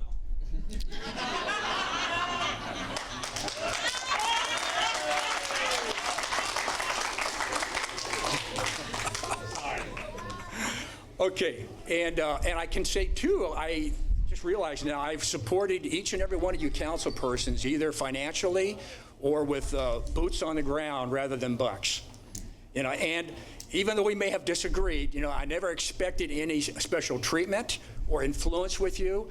I just wanted to do what we are given the God-given right to do, and because of our Constitution, representative government, be represented even if you disagree with me. And obviously, rent control is a very sensitive issue in the city, but I would also venture that very few people in here have ever taken a civics lesson to know the difference between jurisdictions, city, incorporated city, county, unincorporated area, state, Congress, federal.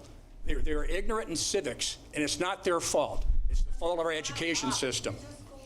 It's the fault of our education system, unfortunately. And I know there's some teachers speaking here as well. You teachers, go back to your classroom and teach your students, whether it's in English or Spanish, civics, what it means to be an American, and to participate in our government in a respectful way. And Herman, I think you should be at the head of the class. Thank you, Brian. Welcome.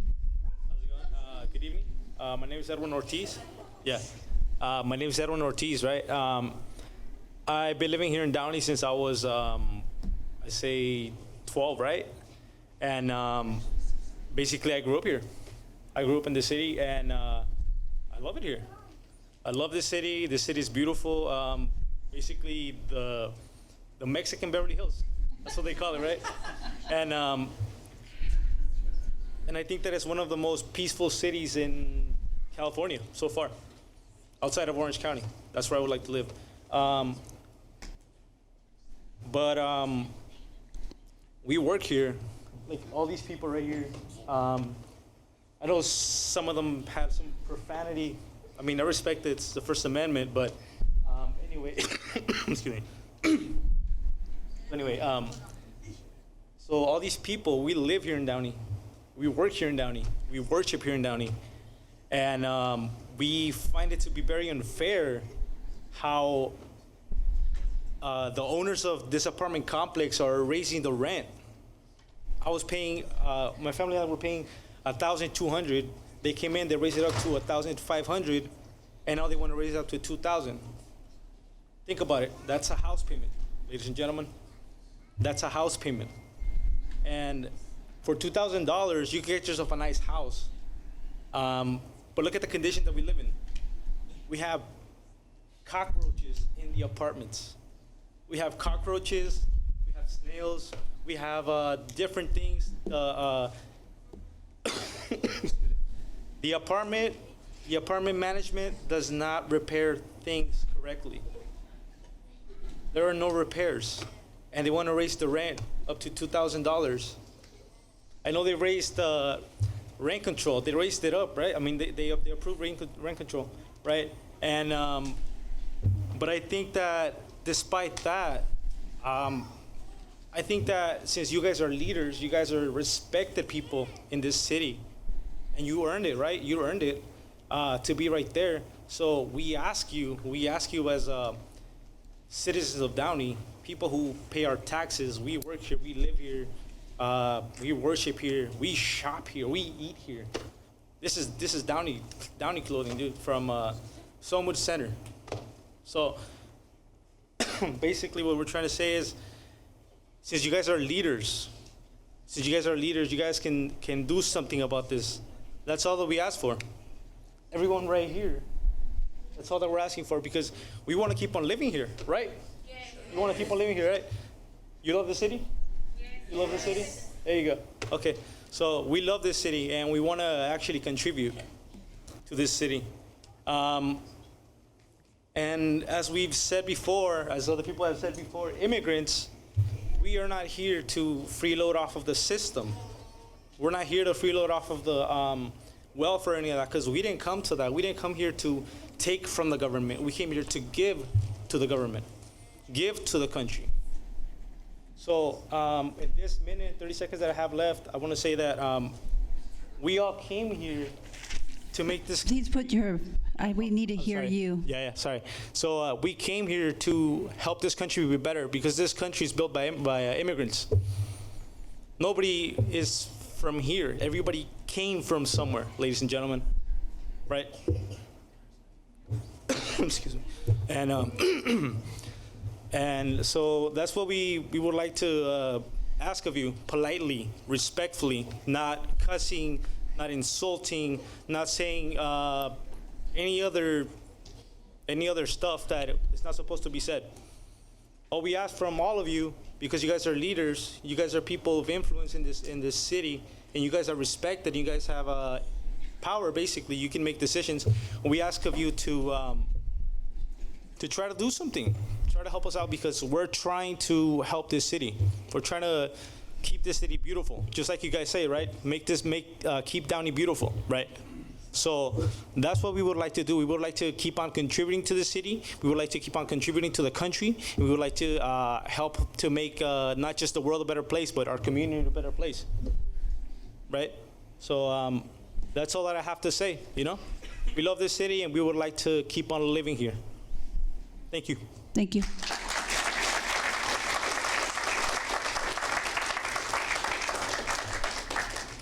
Welcome.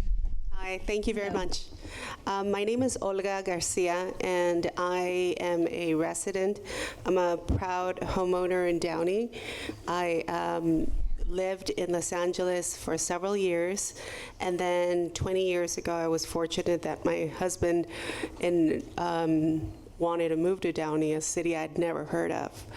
And I'm glad that we did. We started off with our first home, and recently we got a wonderful realtor, Ms. Dorothy Pemberton. Anyhow, we now have a home, 2 children who have grown up in Downey Unified. My son is now a freshman at San Jose State, and my daughter goes to Downey High School. She is a junior this year. Having said that, I wanted to start off by agreeing and echoing what the gentleman in with the baby blue shirt said as far as the participation from Mayor Rick Rodriguez. I think those in the community that actually have had an opportunity to meet him and work with him know quite well, and that he needs no apologies, and he absolutely deserves respect and deserves for people to back up and to realize that he has personal things going on, and if it were them, they would be expecting the same privacy. So those that don't have the opportunity to know him, you need to just keep your mouth shut and realize that he is a human being. And for those that have actually stated that they would want to push for a recall or for a resignation, that's an insult to those of us that know him. So you guys just need to keep your mouth shut. That's unfair for anyone to even request. And, you know, I came here with an agenda. My agenda is actually quite simple. I wanted to echo on the fact that there has been a lot of discussion with regards to the trees that are planted, that are going to be planted in the city. I'm on the minority voice, but I think that it's a voice that deserves to be heard, because those that seem to be the loudest seem to be the most negative.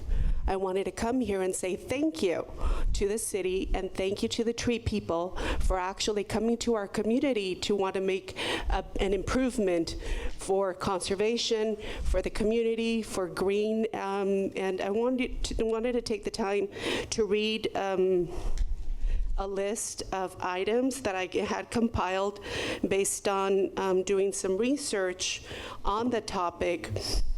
And so there's been a lot of discussion regarding the trees that will be planted on our Downey streets. I know that change, and I'm sorry, I have allergies, so if my eyes start tearing, it's because I am doing that. So I know that change is often difficult to bear.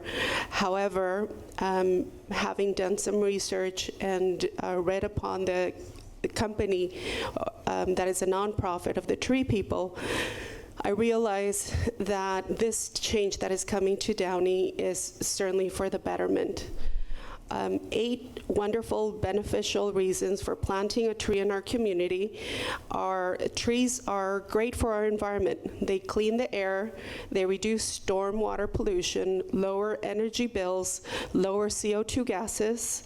Number 2, trees increase property value between 5 to 15%, and sometimes up to 25% if the whole street is lined up with trees. 2 or 3, trees provide important habitats for numerous birds, insects, and animal species. Number 4, trees provide shade. 5, trees provide or reduce noise up to 40% in our communities. 6, people walk and jog more on shaded streets, which encourage interaction with neighbors and improve the sense of community. 7, trees are simply beautiful during the winter, spring, fall, or summer. And number 8, they are being provided free of cost. So I wanted to come here and say thank you to the tree people and to the city of Downey for providing our community with these wonderful trees that we look forward to get, or I look forward to getting. Thank you. Yep, thank you. Thank you very much for your kind remarks. You're welcome. Thank you. Thank you. Welcome. Hi, my name is Andrea Vera, and I've been living in Downey my whole life. I actually came in a rush from lab at Cal State Fullerton. I came in my car as fast as I could to speak today, despite of how nervous I might be feeling today, because I love living in Downey, and I would love to continue living in Downey, and I would also love for these people to have the opportunity to continue living in Downey. And I came because I want to say thank you to like the great education I've had here, all the great people I've met here, just everything that I've been fortunate to have. And in the case of my family, we actually got kicked out of our complex. We had like 60 days. I think our day to like leave is the end of this month, and I don't want to leave. I want to stay in Downey with my friends and my family. And I really want to stay, and that people don't have the opportunity to stay because we're living in a den rock. they're increasing the rent so much that people have had to leave. I've seen families had their U-Haul trucks just one like next to the other leaving because they would have rather taken the money that was offered to them and leave instead of paying the rent that was like the increase that was made in our apartments. And it was very sad to see everybody go, but I don't want to see people go. I don't want us to leave either, because I've had just the blessing to have an education here. I'm glad my sisters are having education here as well. My middle sister lives here, goes to Warren High. She's a freshman, and another sister, she goes to Griffiths Middle School, 6th grader. And I want them to finish their educational career here in Downey, because I loved finishing in Warren High. I graduated and I learned so much from all the teachers, all my fellow peers. A government teacher of mine from my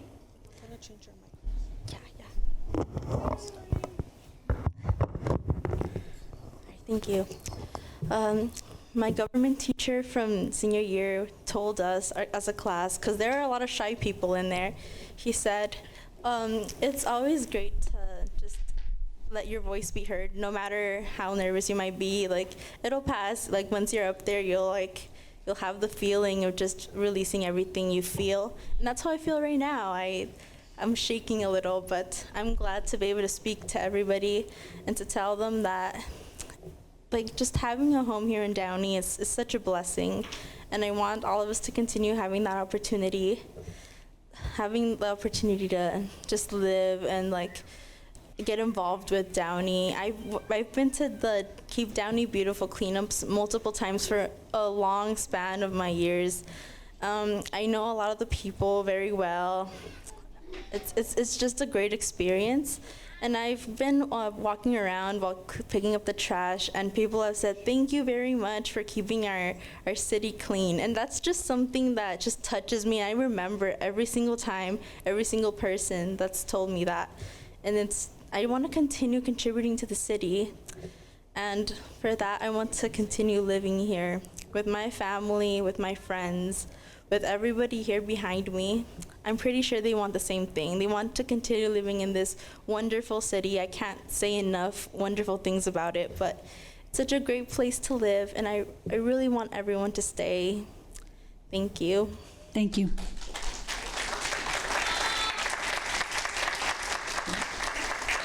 Welcome.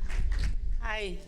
I would like to mention something. I've lived in the city of Downey for the past 30 plus years.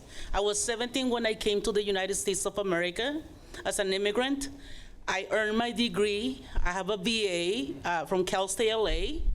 And my husband is a teacher, a retired teacher now, and he also had a degree from his country, and he came over here and he did a master's, work on a master's. Being a resident of Downey for the past 30 plus years, I raised 2 children. They went to the wonderful.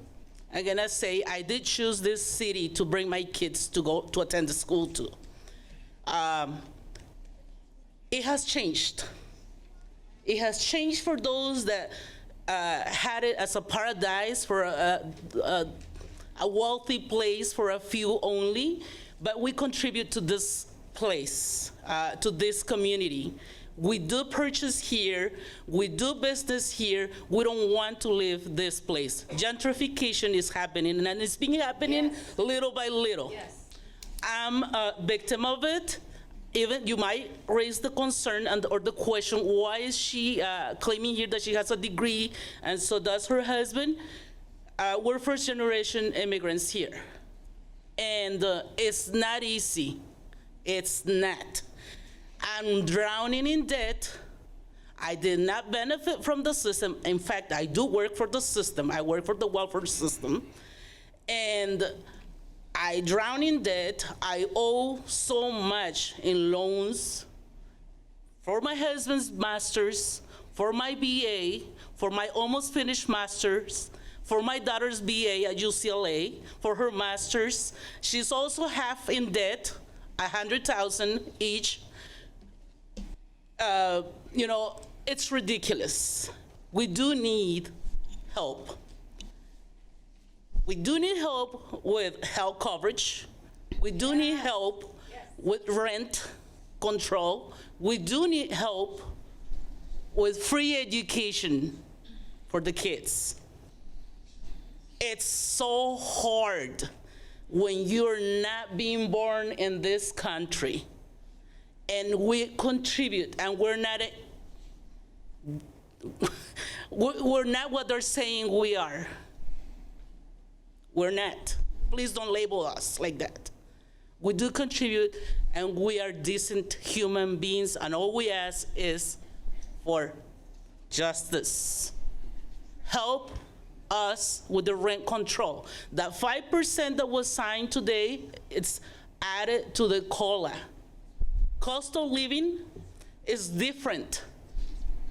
Treated the Social Security Administration for our elderly population. How do I know that?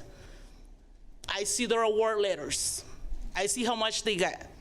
Help them, please. Help them. Work with the county. Help our elderly to get Medicare and not to have to pay Part B. That is ridiculous. Some of them get a check that is only $1,000 for their monthly allowance.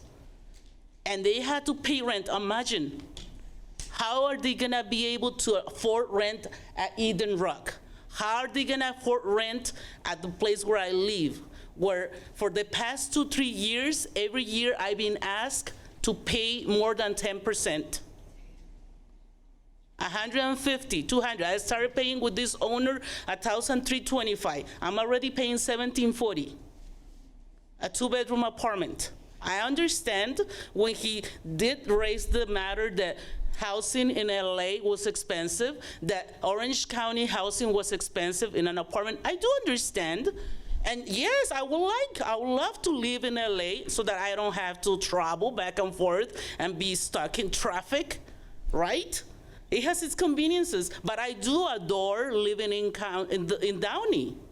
And I think it's only fair that all of us can share this place. Help us. We need your help.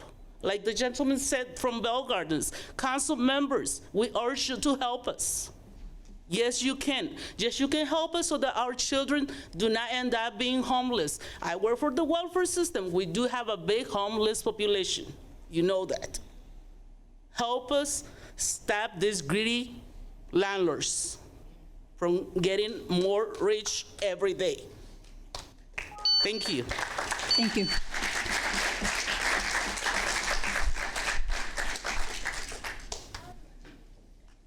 Welcome. Welcome. Thank you. It's nice to see you. My name is Lawrence Christen.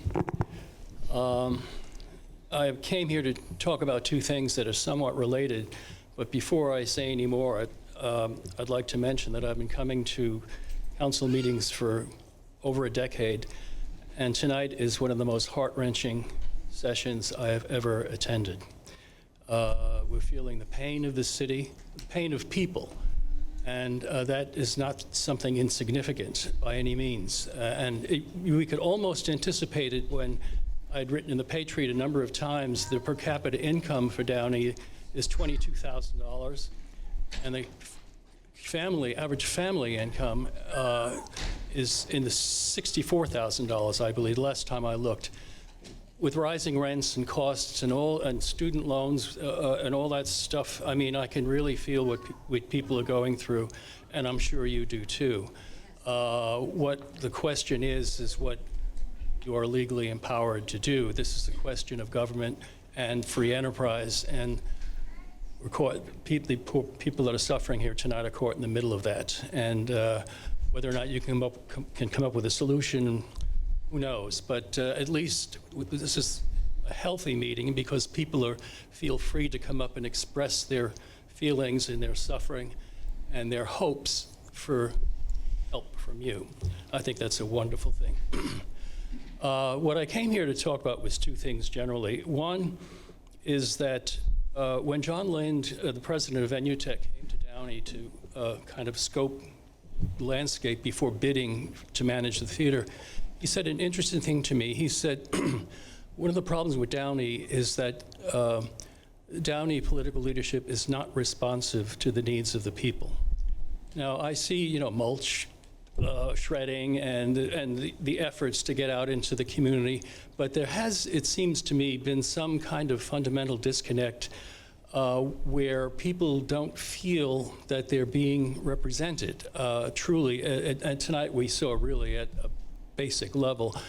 And I'm of the opinion that you can't, there's no point in coming up and discussing an issue if you don't have an idea or two about how to address it in a positive way. So one of the things I was going to mention is this is a magazine that comes out to every household in Downey. Downey used to print a newsletter to every citizen, and they talk about news. I think that's an issue worth exploring again. But I want to get to what I really wanted to talk about, and that was Measure S.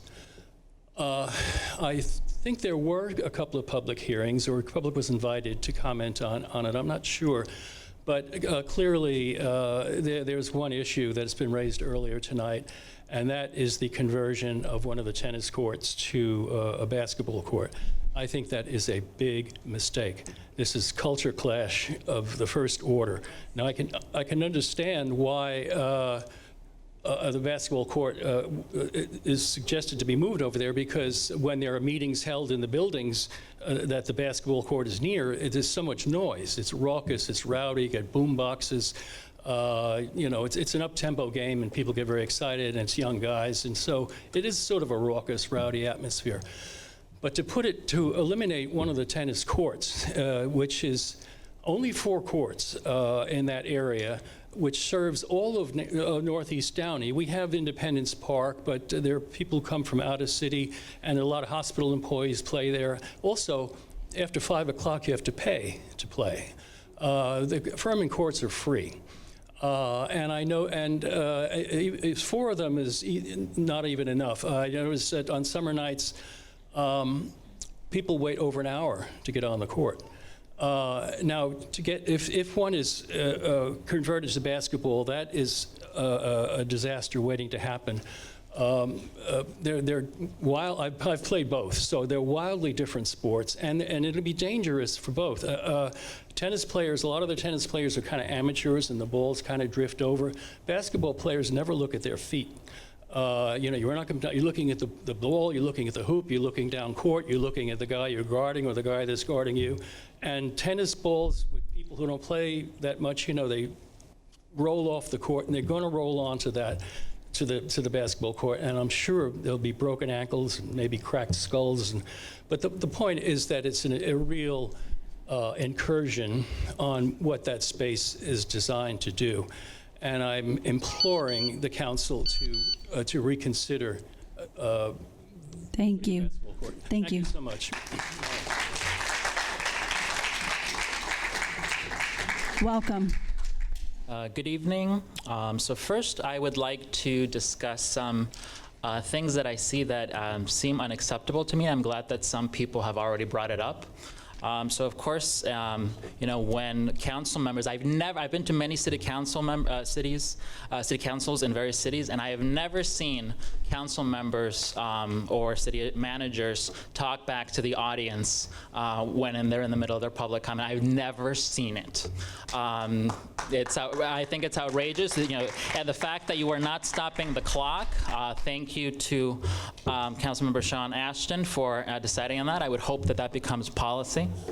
There are other things that I would like to address quickly. I think that it's important that we all hold ourselves to the same standards, right? So if we're going to talk about how government is supposed to be working, then we should not downplay some aspects of government and outplay others. So someone gave the example of a recall. If we, as the community, decide that Rick Rodriguez needs to be recalled, then we're going to recall him.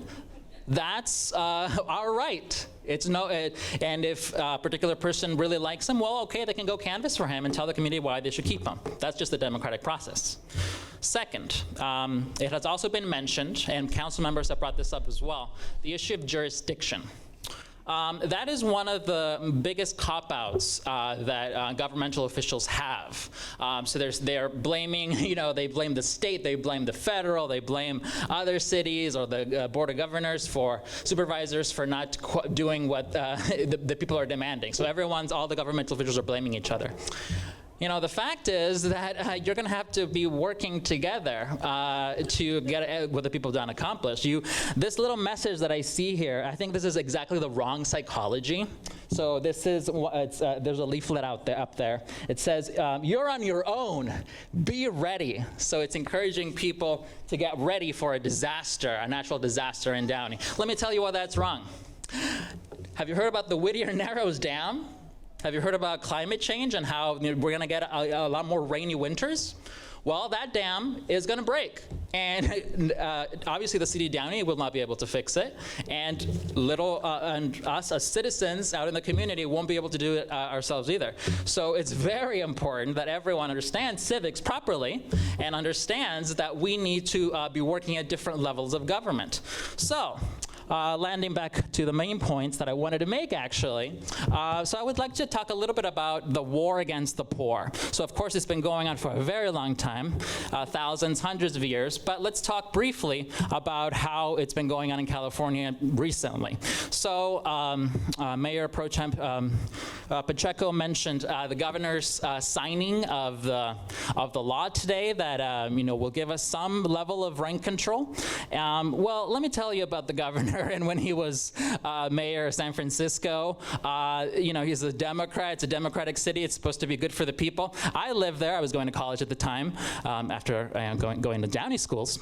And they gentrified the entire area. Now there's very few brown and black people living in that city. And that's actually the master plan that the Democratic Party and the Republican Party, but mainly the Democratic Party, since it controls our state and controls really every level of government here, that's their master plan. They want only the elite, those who have money, to be living in our communities. That's why they keep just writing us out. And 5% is obviously not enough. Just do the math in your head, right? Like if you're paying, say, $2,000, and okay, that's $100, and then the next year, that doesn't add up when the wages aren't increasing. But again, we all have to understand that this is just the latest chapter in the war against the poor. And the war against the poor was declared by the Powell Memo. Everyone should go to Wikipedia and read the Powell Memo and read about how corporate America and the Chamber of Commerce has conspired to overpower regular citizens. And thankfully, the people are waking up, and now we're here, and we're demanding change because we've had enough of this nonsense. Like, how are you going to say, okay, well, the governor signed it. Oh, we need a lot more. We need, 3%, even less. Like, why should housing be a commodity? People were walking outside with signs. Housing is a human right. Yeah, it would be under a different system, but the people aren't even pushing for socialism yet. The people are just pushing for a little help, and you're not even giving it to them. There were so many people that showed up here last time, and you didn't even put rent control on the agenda. How dare you? This is your last term. Good luck. Thank you.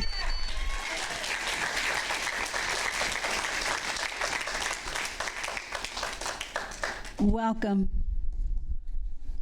Thank you. Buenas noches. Buenas noches. Mi nombre es Carmen Rojas. My name is Carmen Rojas. Quiero decirles a todos ustedes, concejales, I just want to tell you, everybody, que hagan algo para el control de renta por el 3%. to do something about the rent control 3%. No es justo pagar el 100% sobre un apartamento lleno de cucarachas y asqueroso para vivir. It's not okay for me to pay a rent, 100% payment of rent, full of roaches, Para pagar $2,000 to pay $2,000 en un apartamento, eso es para pagarlo en Beverly Hills o in Santa an Mónica, apartment. That's to pay in Beverly Hills and Santa Monica, not even here, no en Downey. not even in Downey.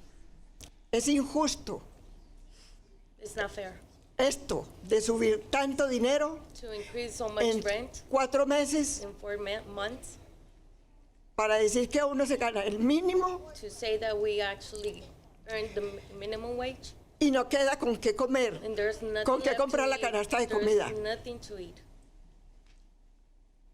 ¿Les gustaría ir a la tienda y pedir o recoger $100 de comida y no tener con qué pagarlos? Would you like to go to the store and actually get some food and try to pay $100 in food and not even have that $100 in your pocket to pay it? Pero si no los pagas, no puedes salir con la comida. If you don't pay, you cannot get out of the store with the food. Pues, por favor, van a hacer algo con el control de renta solo para pagar el 3% sobre la renta. Are you guys going to do something about the rent control, at least for the 3%? Ustedes tienen el mando de Downey. You guys have the right and you guys have the power in Downey. Son los concejales que tienen a toda nuestra ciudad y somos muchos latinos, You guys are the ciudadanos americanos que tenemos los hijos con hambre porque no hay suficiente ni para comprar pámperes para muchos niños.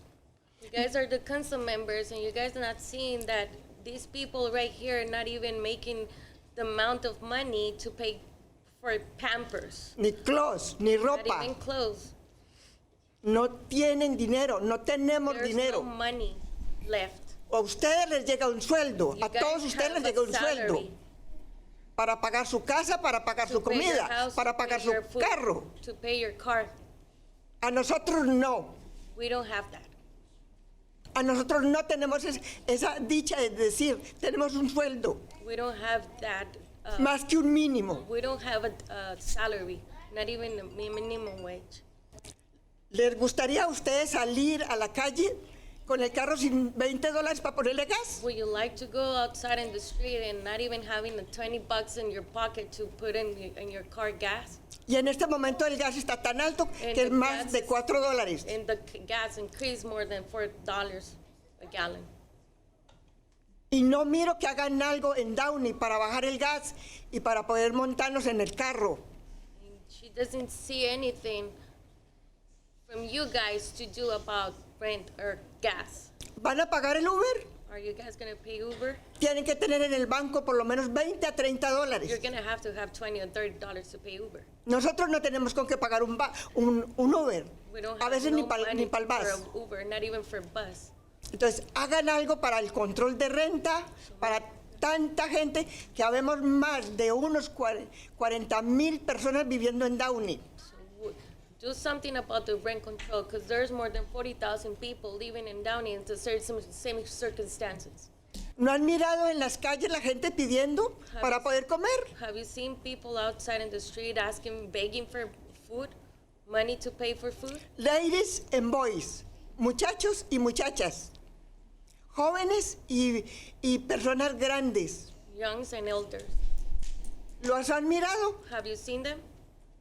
Everybody, los policías, ustedes, todos los han mirado. Everybody has seen them. ¿Les han ayudado? Have you guys helped them? No. No.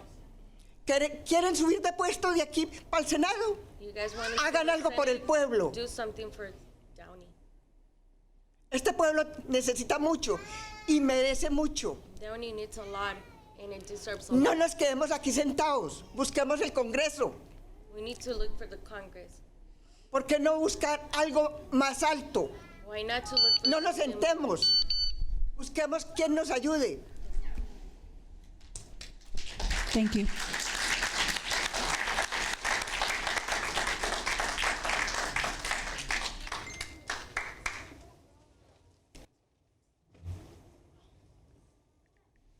Welcome.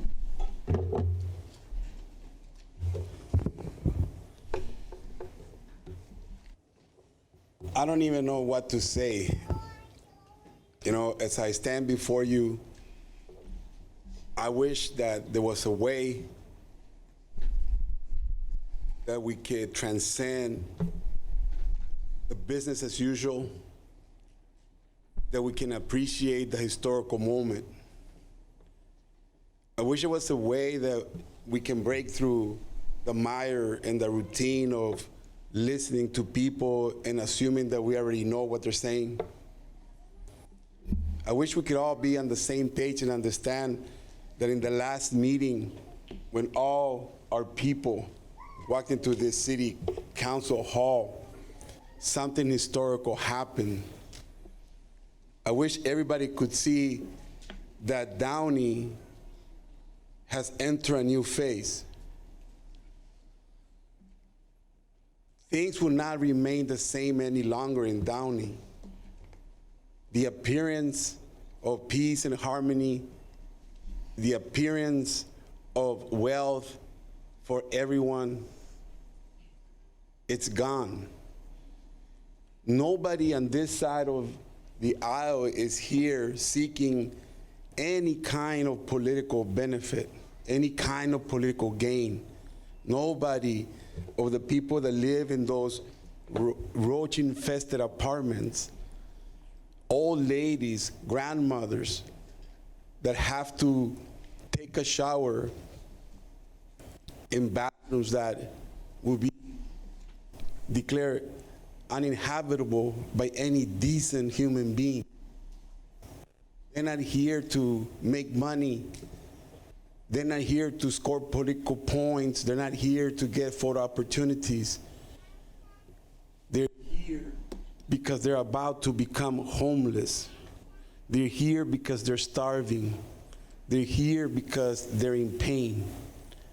They are here because they still believe that some of you sitting up there can actually feel what they feel and do something about it and put political convenience, put political motives aside and do the right thing.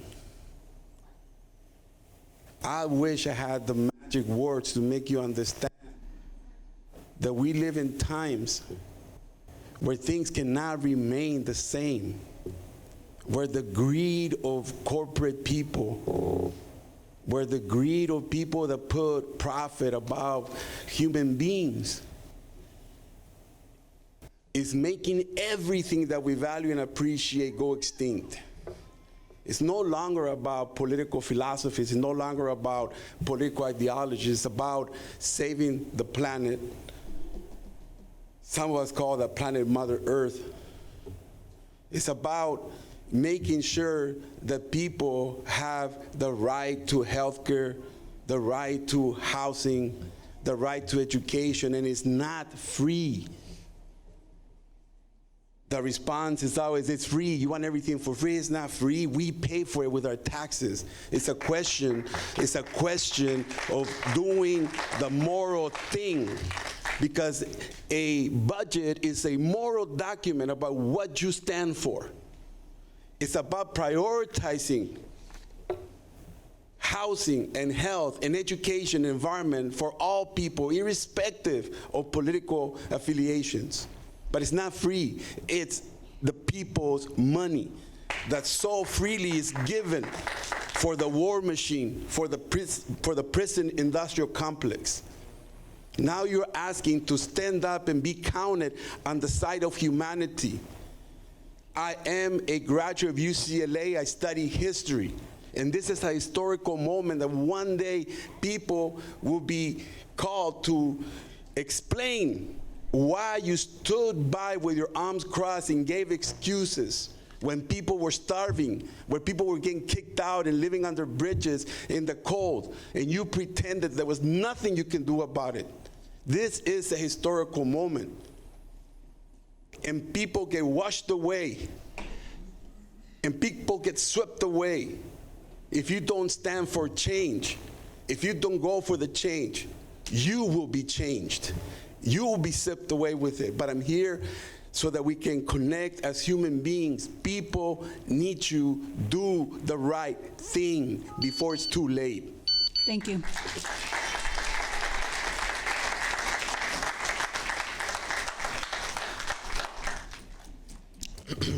Welcome. Thank you. Yeah, I just wanted to speak for a couple minutes just on what I've witnessed in the community. I've lived in Downey for 10 years now. Raised my children here. I found a beautiful oasis in the middle of what everybody sees. I've heard the testimonies of many people come here with their concerns and stated themselves very well. The mother with the 2 daughters that spoke, be proud of them. These are what future leaders come from. And myself, I do want to stay on the positive note. I've heard the council and our leaders being discredited for a lot of work that they have done in the community when they talk about homelessness. And I've worked side by side with Rick Rodriguez and his work with the homeless. Myself and my children, we've experienced what it feels like to have been homeless, and we have and the injustices of how do we say, pardon my language, a year ago, I myself understand what it feels like to be ill. I was hospitalized. I had a brain injury, and thank God that he's healed me, and I'm here standing today. And Rick Rodriguez, I know, will be as well. And as far as homelessness, we deal with some harassment and some slumlords, and everybody's had a chance to voice that to the council. And I know if Rick Rodriguez was here, and I know Blanca and Sean and Alex and Claudia, I know them myself as well. Their hearts go out when they hear these kind of things. These kind of things, hearing about them happening in their city. I know for a fact that they are concerned, and they are listening to all of your voices, and they really have a concern for the families. They really love the families. Rick Rodriguez does, I know for sure. I work with him on the Clergy Council. He's brought together a council that has helped out with getting homeless families off the streets. I myself personally have been out there helping families when we find homeless families in the streets, side by side, helping to get them off the streets. So I have been in many cities, and I've never seen a council like we've had here having the concerns and the love for their community like I see here. So I really want to stand a witness for that. The mothers and fathers that are here with small children, please protect their ears from hearing vulgarities and other things. Think about the positive people. Many people have presented themselves very well here today in how they spoke, and I just don't think the vulgarities need to be said. The children don't need to hear that. They don't need to think that that's how you're going to communicate and you're going to make change. To make change, there's positive ways to do it, and I see lots of people here today. Lots of people here today are presented themselves very well, and I like to thank them. I like to thank council for listening, and I know you're all concerned. Thank you. Yep.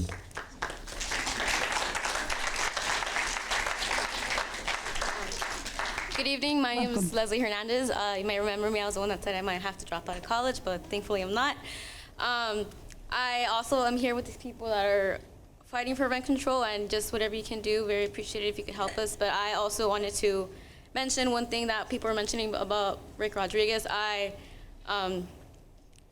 have gotten to work with him many times.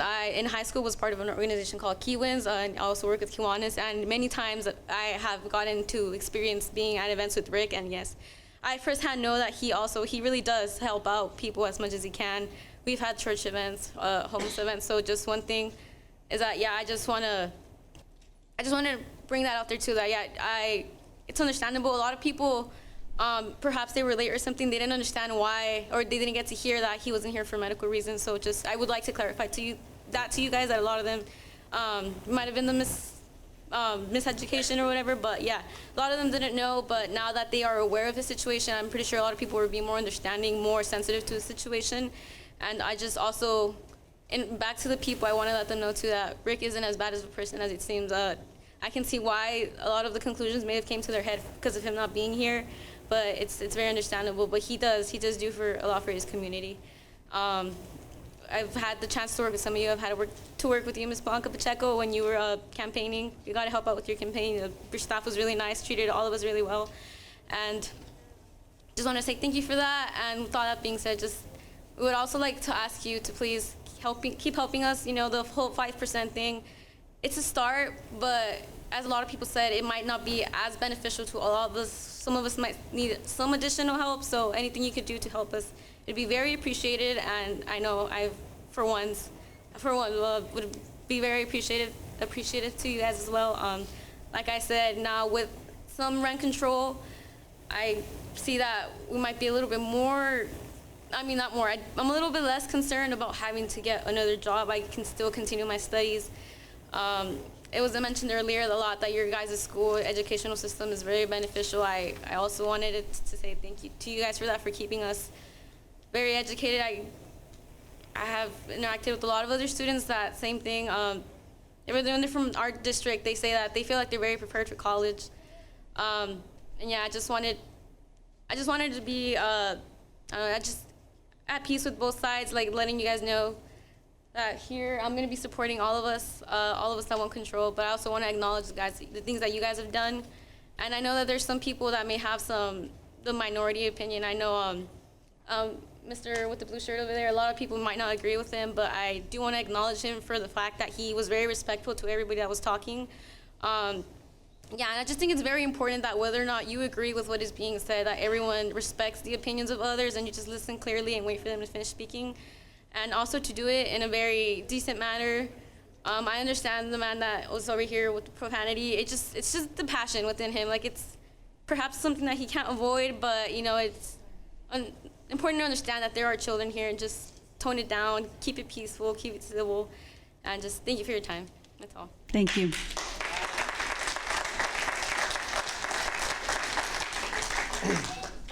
My name is Keith Eugene Ball. Welcome. I am related by blood to the George Washington. He was worth $25 million back then, but adjusted for inflation, $37 billion. Enough of that. We only have, because of time restraints, I'm going to be the shortest. I'm white, but I'm not living white. Thank you.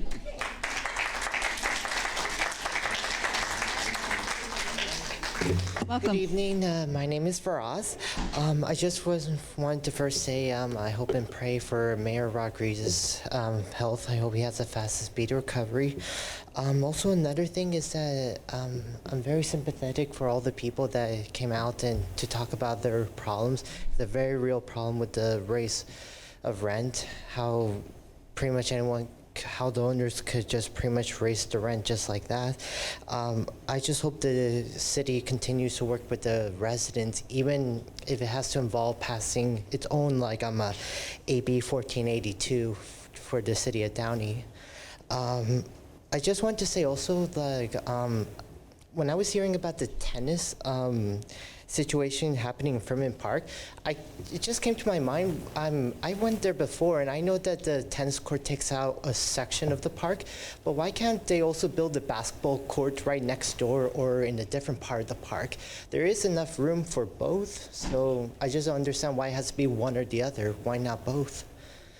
And lastly, I just want to say for the Downey link, I saw the updated website, and I'm really happy to see that. I'm not sure if it's officially with Downey, but I see there's a live map of all the Downey buses, and I even took one to come to this meeting, and it was like accurate to the mapping, the live mapping of it. Just one thing about the website for the Downey link, when it talks about the bus on the Downey website, there seems to be two different schedules, one before the 2017, the other after 2017 change. I just want to bring that to your attention, just for the confusion, especially since I saw on the bus that they're planning to update the bus schedule again after October. I'm sorry. And with that, I thank you for your time. Thank you.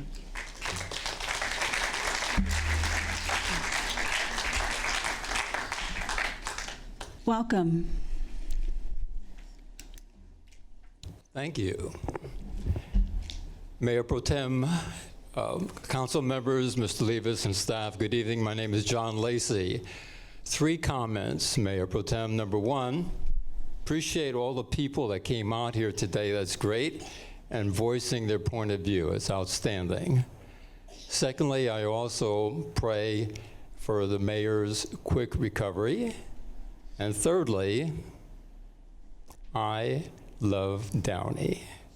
That ends my comments. Thank you.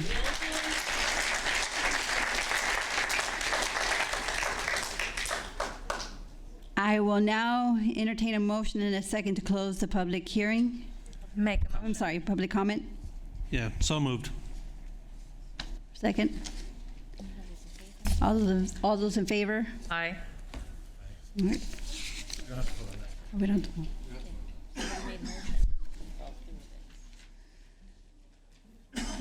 So I just want to say that I appreciate everyone that came out this evening. I appreciate all your concerns. I want to make sure that everyone is aware that we did listen to you. As you know, the governor did sign a bill into law about a state rent control. And so hopefully that alleviates many of your concerns and makes things better for you. So I will now pass it on over to our city manager to make additional comments. Actually, I would like to kick it over. I know that there's some comments on the tennis courts that we wanted to address.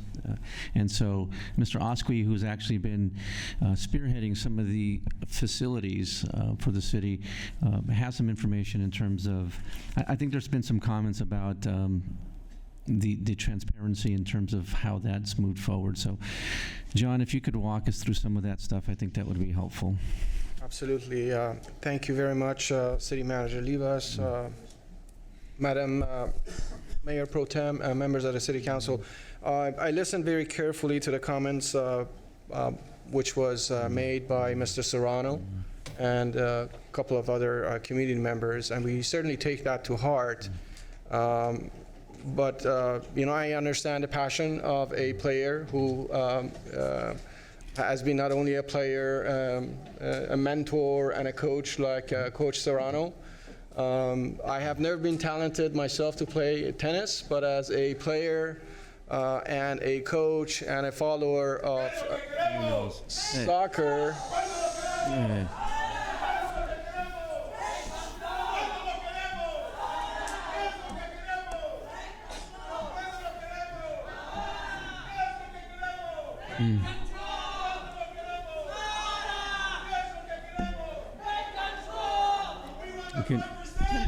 Can we get the... Can we close the door, please?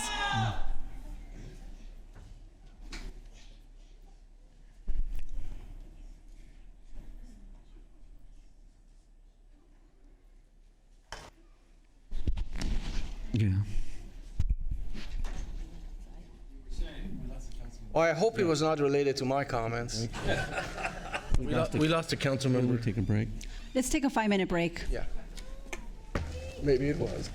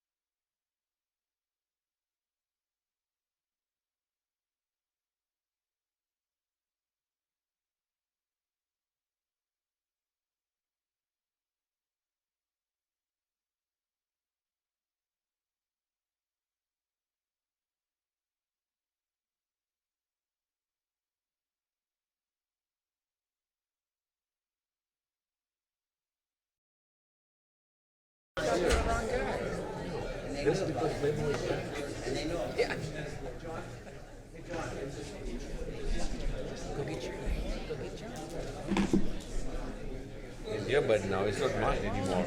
You guys have to. You know what he said? What who said? He's going to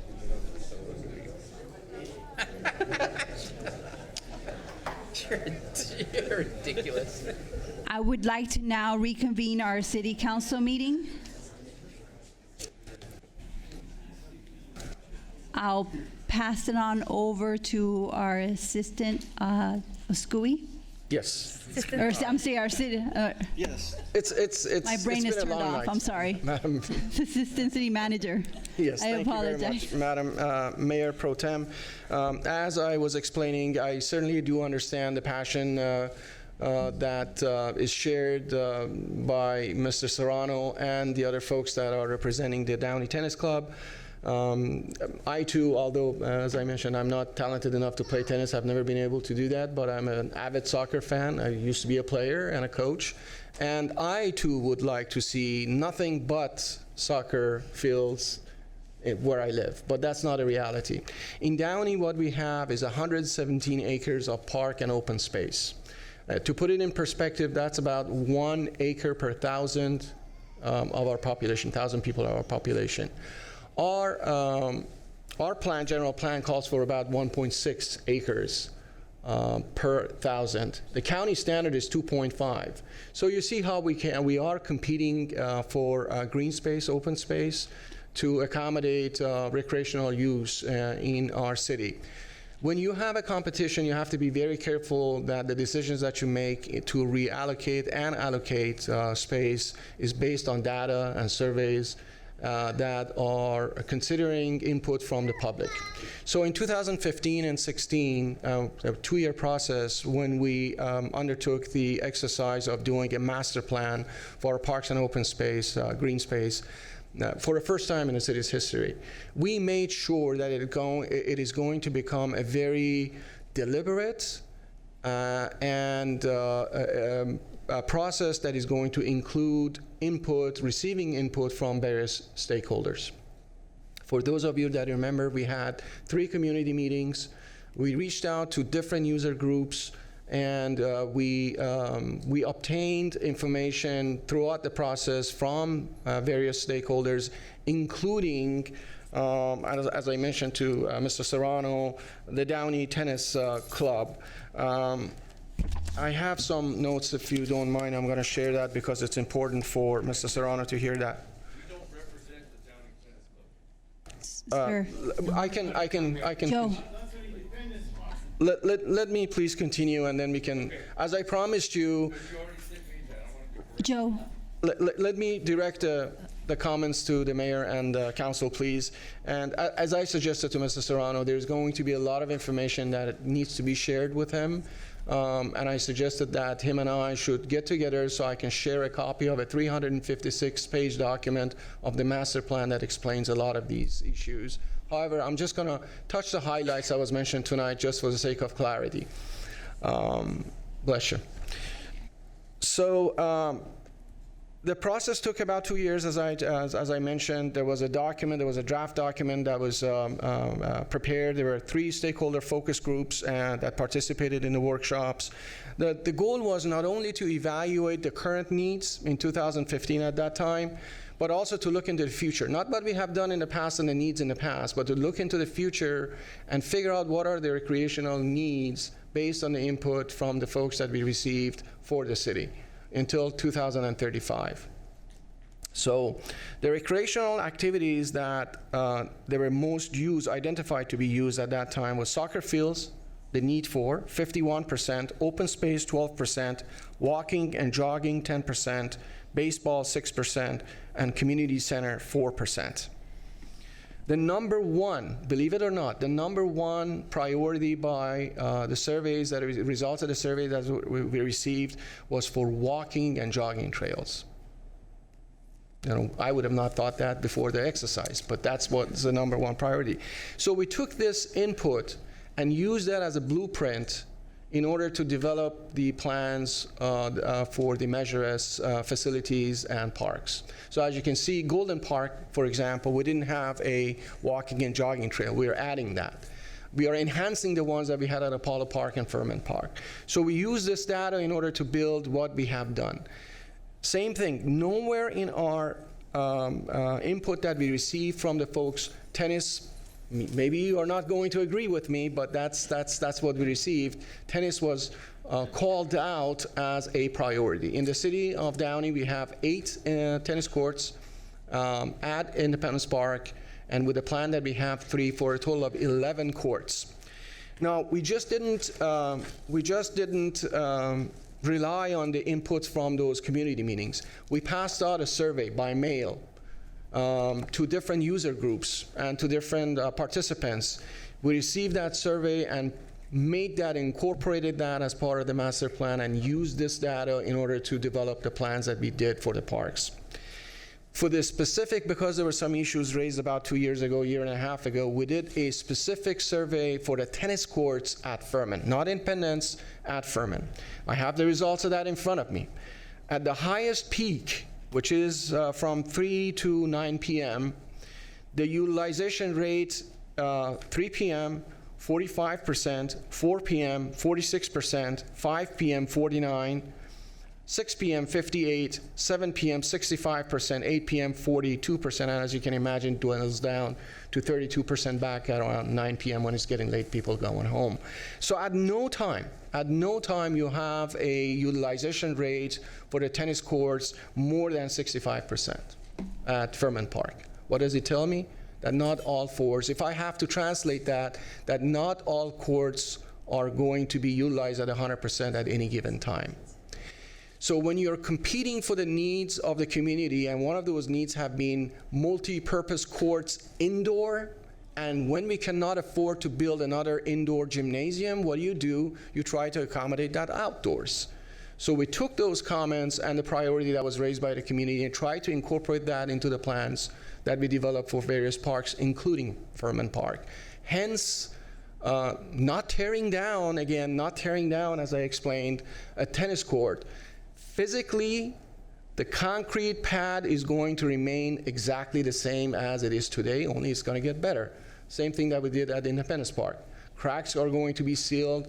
The surface is going to be resurfaced. One court is going to be restriped for multi-purpose, not just basketball, multi-purpose use. It could be basketball, it could be volleyball, it could be badminton, a number of other sports that could be played within the parameters of that one court. Councilmember Saab mentioned that. Mayor Pro Tem Pacheco mentioned that.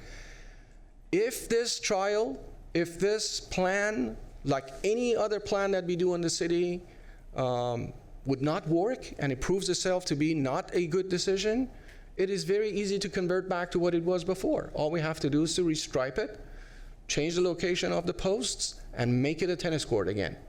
The goal is to utilize every possible square inch of our parkland to a maximum capacity, to maximize the capacity of the use, to optimize the use in our parks.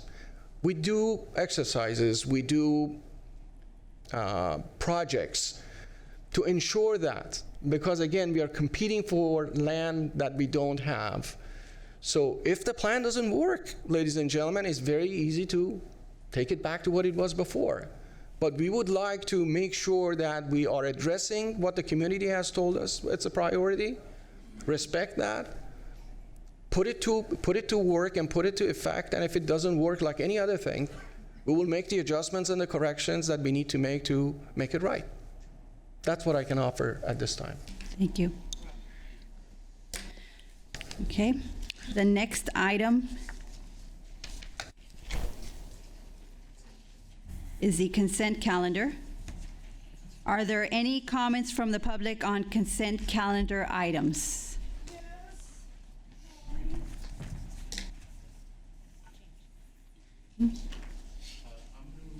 Wait, not yet. Public comment.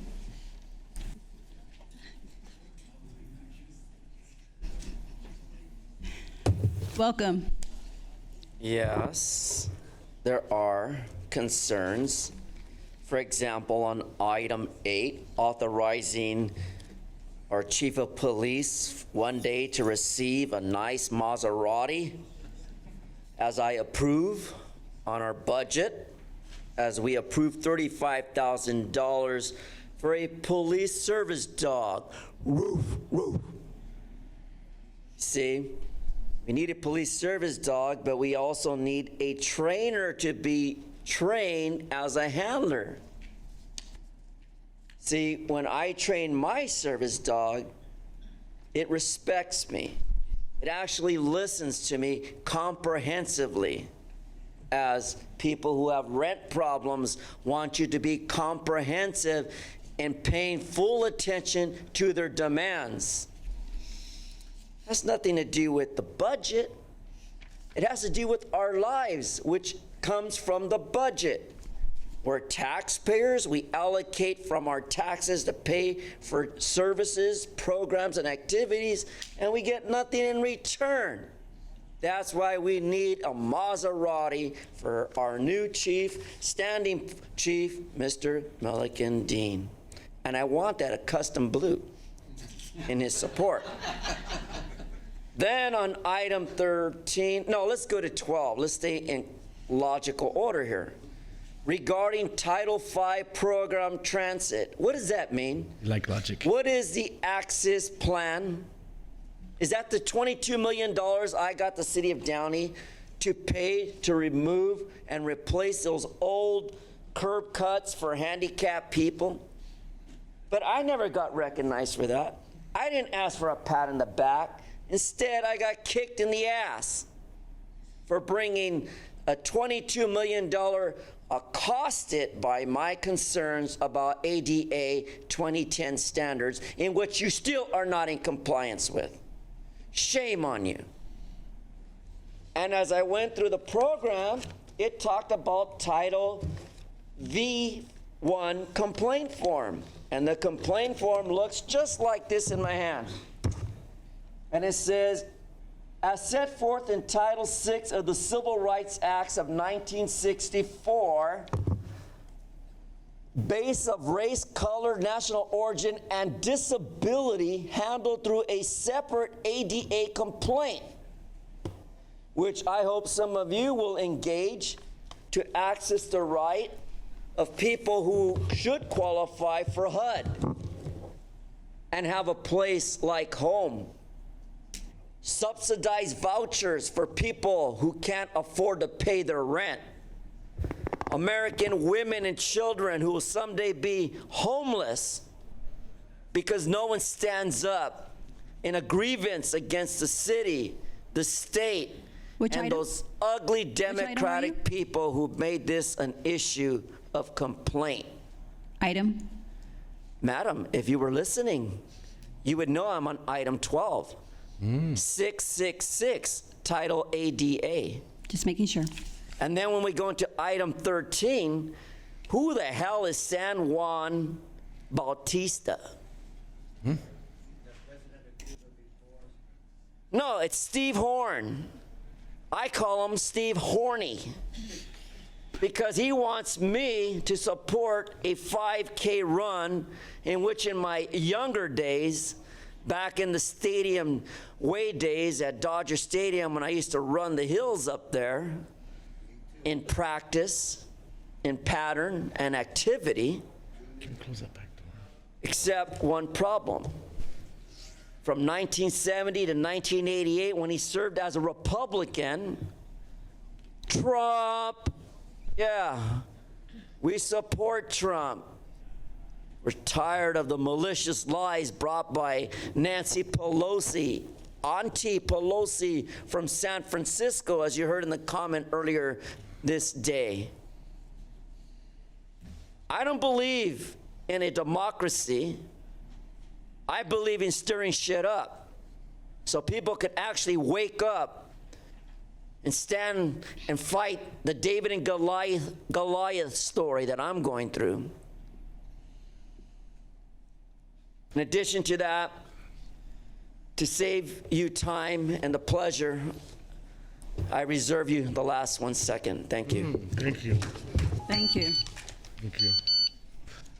Move to close public comment. I'm gonna abstain. I'd like to make a motion. Are there any council members that would like to abstain? I'm gonna abstain from item 6 and 7, and it is near my. Item 6 is near my home, and number 7 is close to my work. Within the boundaries of my work, and I'll make a motion for remaining items. A second? Is there a motion and a second? Please vote.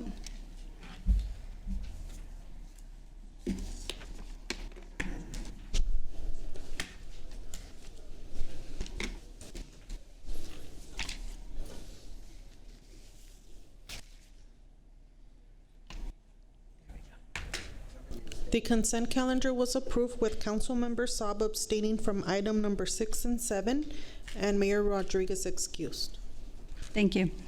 The next item is administrative reports. There is one administrative report tonight. Discuss and provide direction to City Attorney on the preparation of ballot materials for a transient occupancy tax and authorize the City Manager to issue a request for qualifications for community outreach services. City Manager Rivas, who is giving the report for item number 18? Madam Mayor Pro Tem, that will be Vanya. She'll go ahead and give us a report on this important item. Thank you, Mr. Rivas. Good evening, Mayor Pro Tem and members of the City Council. Tonight I'll be discussing the city's transient occupancy tax and also seeking direction from the City Council regarding this item. To begin, I'll be giving you a brief background regarding the city's transient occupancy tax. Revenue and Taxation Code Section 7280 allows government agencies to assess a transient occupancy tax, also known as a TOT. A TOT assessment is charged to travelers when they rent accommodations, so a room, multiple rooms, an entire home, or other living space in a hotel, inn, motel, and other lodging for a period of less than 30 days. The city assessed its TOT rate in 1965 and less amended it in 1998 through ordinance number 1057. This ordinance is attachment A of your report. Through this ordinance, the city increased its TOT rate to 9% after voter approval. I also just want to note that this TOT rate is levied on transients and not on city staff. I'm so sorry, residents. Apologize. The City of Downey has made great strides despite recent economic challenges and state takeaways in ensuring financial stewardship, while preserving and continuing to improve the level of services to Downey residents. This can especially be seen with Measure S. Measure S is generating monies to help maintain police and fire departments, enhance crime prevention programs, improve Downey parks and facilities, and early streets and sidewalks maintenance to avoid future costs. While Measure S has made significant impacts, park facility repairs will exceed monies generated by Measure S. And additionally, there is need for greater funding for residential roads and right-of-way improvements as they're in desperate need of rehabilitation. With this in mind, city staff began exploring revenue possibilities that would not affect Downey residents. And a key funding source is the city's TOT rate. As part of the exploration, staff conducted a TOT survey of surrounding cities and those in the similar scope of Downey.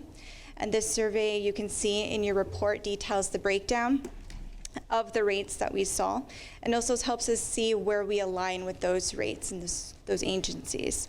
And you'll see that majority of them are at 12%. After review of those TOT rates, we also looked at the potential increase that we could receive if we increase the TOT rate. Annually, the city currently receives $1.7 million at the current rate of 9%. But we also looked at what the rate would be, or the potential increase would be, from 10% to 14%. And the increase could be $170,000 to $850,000. Furthermore, staff prepared a comparison of potential increases in TOT rate for transients based on the average hotel room stay.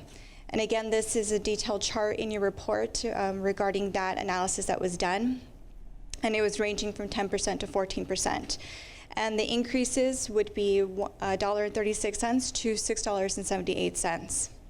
So based on these findings, staff is recommending to increase the TOT rate from 9% to 12%, which will result in $510,000 increase in revenues to the city. To increase the rate, the new TOT will need to be placed on the ballot for vote in the November 2020 election. The new TOT would be general tax and would need to pass by majority of vote, 50% plus one. And attached to your report in attachment B is a ballot timeline for your reference. It also should be noted that during this process, we will be modernizing ordinance number 1057 to include language regarding short-term rentals like Airbnb, and also include modern discrepancies. So at this point, the City Council is being asked to provide direction to staff on the preparation of ballot materials, such as preparation of the transient occupancy ordinance, the ballot title in question, and proposed resolution for the placement of the November 2020 ballot, and to authorize the city manager to issue a request for qualifications for community outreach and information services to residents and other stakeholders regarding the ballot measure. Currently, there's no physical impacts, but when the consultant is selected for the community outreach, that'll be brought back to City Council approval. So this concludes staff report, and staff is available to answer any questions that you may have. Thank you. Do Excellent any report. council members have questions, comments? Excellent. Very good report. Thank you. Great job. Thank you. And just to be real clear, so that the public is well informed, the residents do not pay this The residents transient would not, tax. this would not be This levied is on a- residents. in Unless essence- they stay in a hotel Unless in it's in a Downey. hotel. So, and staff doesn't pay for this. So in essence, it's just people that are stay at hotels. As far as our hotels are concerned, it's a pass-through for our hotels. Correct. And just to sum it up for the public, we're definitely at the low end. We just haven't kept up, adjusted to where other cities have. So it makes sense. Thank you, Vania. Thank you. Report.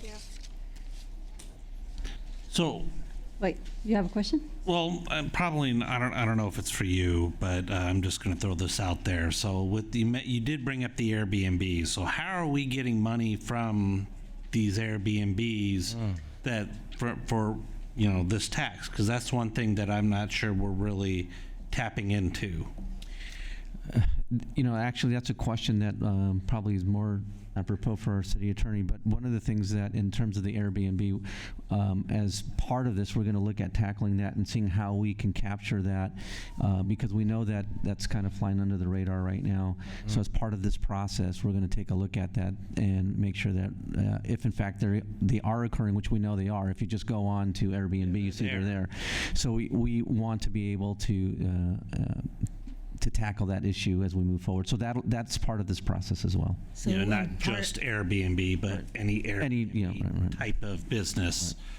Part of the process in developing the ballot measure itself is to look at our current ordinance, and as Vania mentioned in her staff report, to modernize it. Back in 1998, Airbnb wasn't even on the radar. Now it is. So that is going to be part of the process of developing the ballot measure, is to look at our current ordinance and modernize it. That would be part of it. Okay.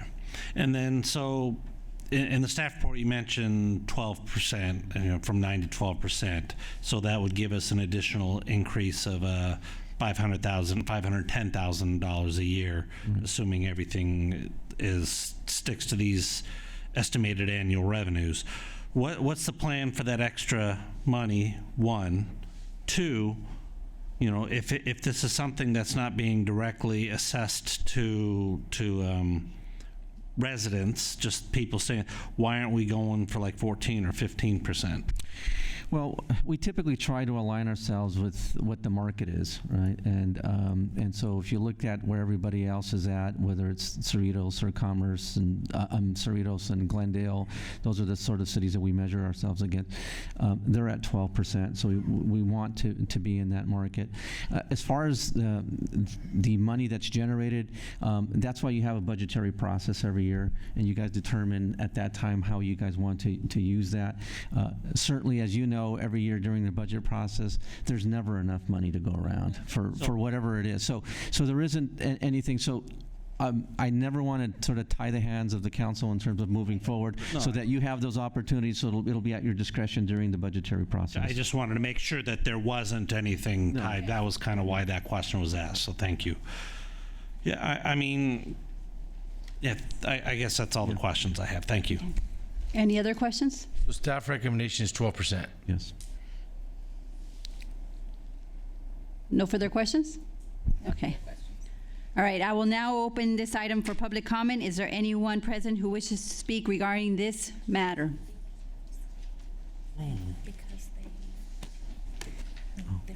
Well, we're all familiar with Airbnb. They make the news in LA all the time for those wild parties and those disruptive behaviors they hold at their short-time home rentals. And no one knows who the new neighbor is. I'd rather have a standing neighbor 15, 25 years living near me than these jackass from Airbnb.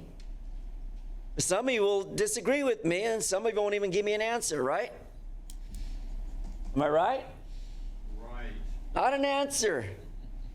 Because the bottom line is, modernizing this ordinance number 1057 is ridiculous. It's all about who gets paid, who pays to play in the hotel. Your mistress or your wife? And how do we do that? We save by a ballot outreach, which impacts our budget process. You heard him say that. Let's put it in frank English. You take your mistress to the hotel. No one knows you're there, so you assume they don't know, but they got cameras.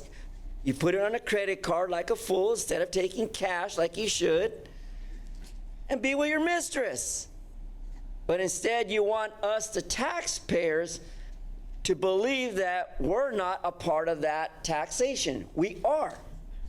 Because when I want to go sleep somewhere other than my home or hotel or my rent-controlled house, I look for the nearest hotel or maybe a motel. But we only have one large location here to sleep at, which is right here within walking distance. Bar and grill on the bottom floor and sleeping quarters up above. But it's priced out, which will result in a $510,000 increase in revenues for the city, but not for us. What's our cut? What's our break? We live in the city. Where's our discount? I use my AAA, I get a discount at the Morongo, plus I get to swim all day for free. And drink at the session bar and get my feet wet. Isn't that great? How can I get up to the Morongo when I live in Downey? Well, it's called access.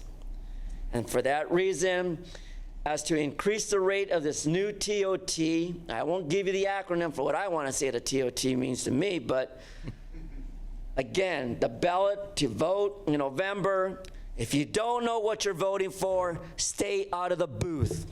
If you don't vote for Trump, follow the Democrats to the broken bridge and keep falling to the end. Those leftist liberals. There you go. See? I even got some of the audience knows about the left-wing liberals. But for 50% plus one, let's not attach this to a ballot timeline. Because, again, the youth don't know how to vote. Some of them believe in Bernie. Others believe in Pelosi's fake news. And others listen to Feinstein and the other woman, Roybal Allard, who discriminates against me because I like to have outreach, except not on a ballot. That gentleman there. Because, see, the ballot doesn't help me with my revenues in the city, as I try to control it to allow my neighbors to sleep in their rent-controlled homes. Instead, you want me to get them a voucher to sleep in a hotel, taking advantage of state and federal dollars with a voucher to sleep in a hotel. And it's only for a short time, mind you, because a voucher is only less than $1,200 to $1,500 a month. You have to pay the 30%. So, again, 2020 election, if you don't know how to vote, don't vote. If you believe in Maserati, help me vote to get the new chief, old chief, a brand new Maserati, because we'll be having a store here on Firestone. Hopefully I can get one. I can drive my ass out of Downey and find a new place to call home. I reserve the balance of my time back to you, Madam Chair. Thank you. Amarango. Move to close public comment. Second. I have a question, if I may, Mayor Pro Tem. Sure. I wanted to hear from our finance director what his thoughts were. I know that we've discussed, I've been on the budget committee now for a few years, and we've discussed this, over the years and gone back and forth with it. And I wanted to hear from him what his recommendation was, in particular, because he has worked in other cities where they've had a higher hotel population per capita, I think. I can answer for you. It's as high as you can go. So, just kidding. I know he'll answer that. Just kidding. Mike. Game time. Yeah, excuse me.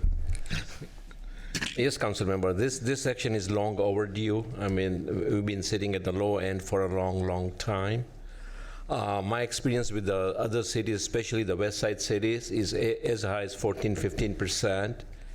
And I would recommend that this 12% should be around 13%, because we are not going to touch this for another 25, 30 years. Yeah, that's the thing.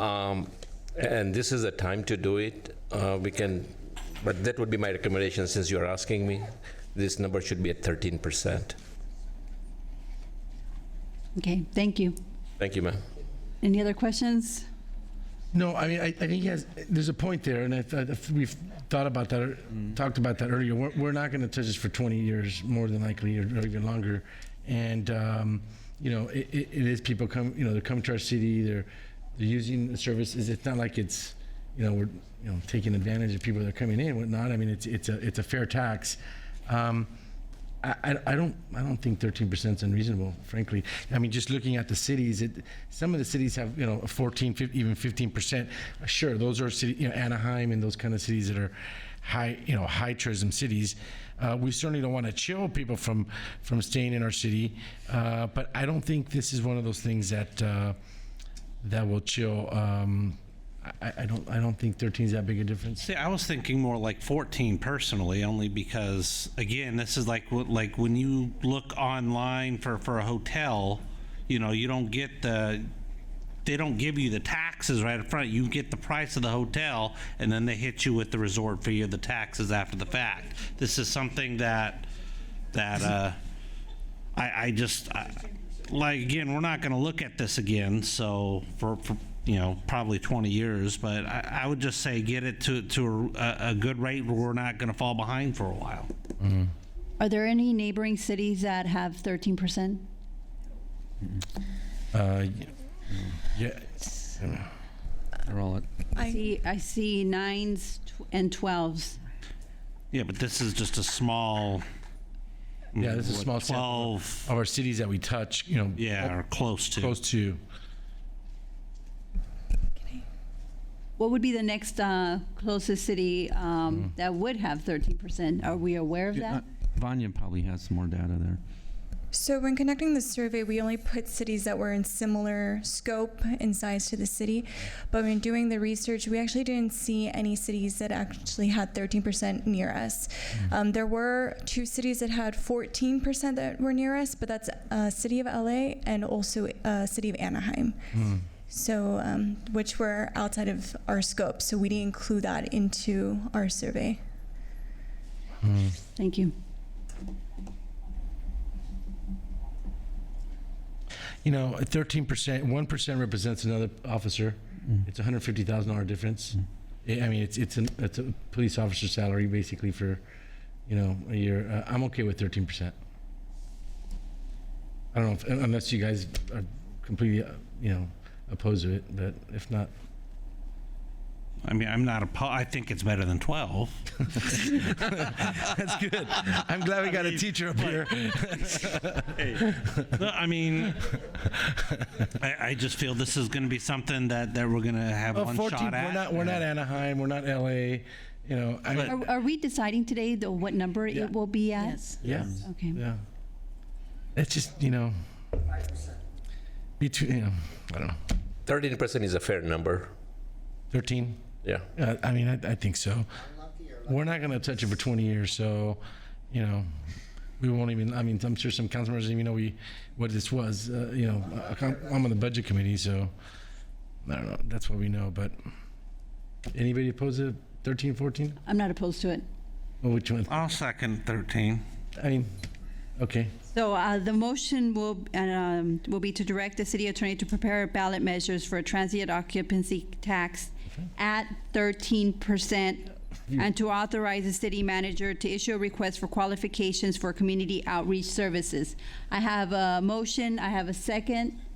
Please vote.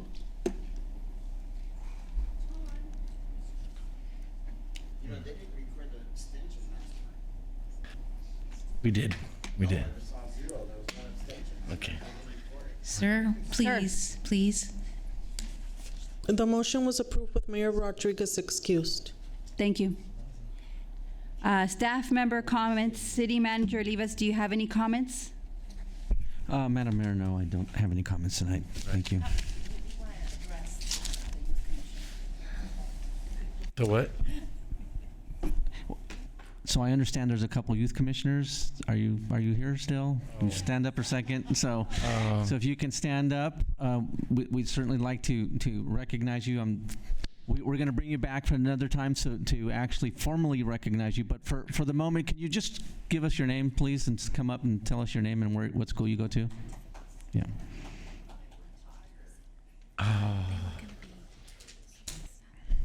Good evening, everyone. I am Paula Zepeda, and I go to Ramona Convent. Welcome. Hi, my name is Shade Neri, and I go to Downey High School. Thank you.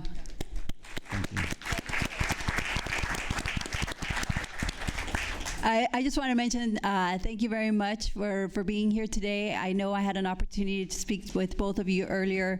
I'm glad to see that you were able to stay for the whole council meeting, and I look forward to working with both of you as our youth commissioners. And hopefully you don't quit after today's meeting.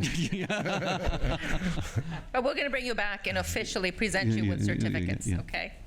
Thank you. Thank you. Any? No further comments, Madam Mayor Pro Tem. Okay, thank you. The meeting is now adjourned in memory of Houston, Texas, Harris County Deputy Sandeep Dhaliwal, killed in the line of duty. A moment of silence.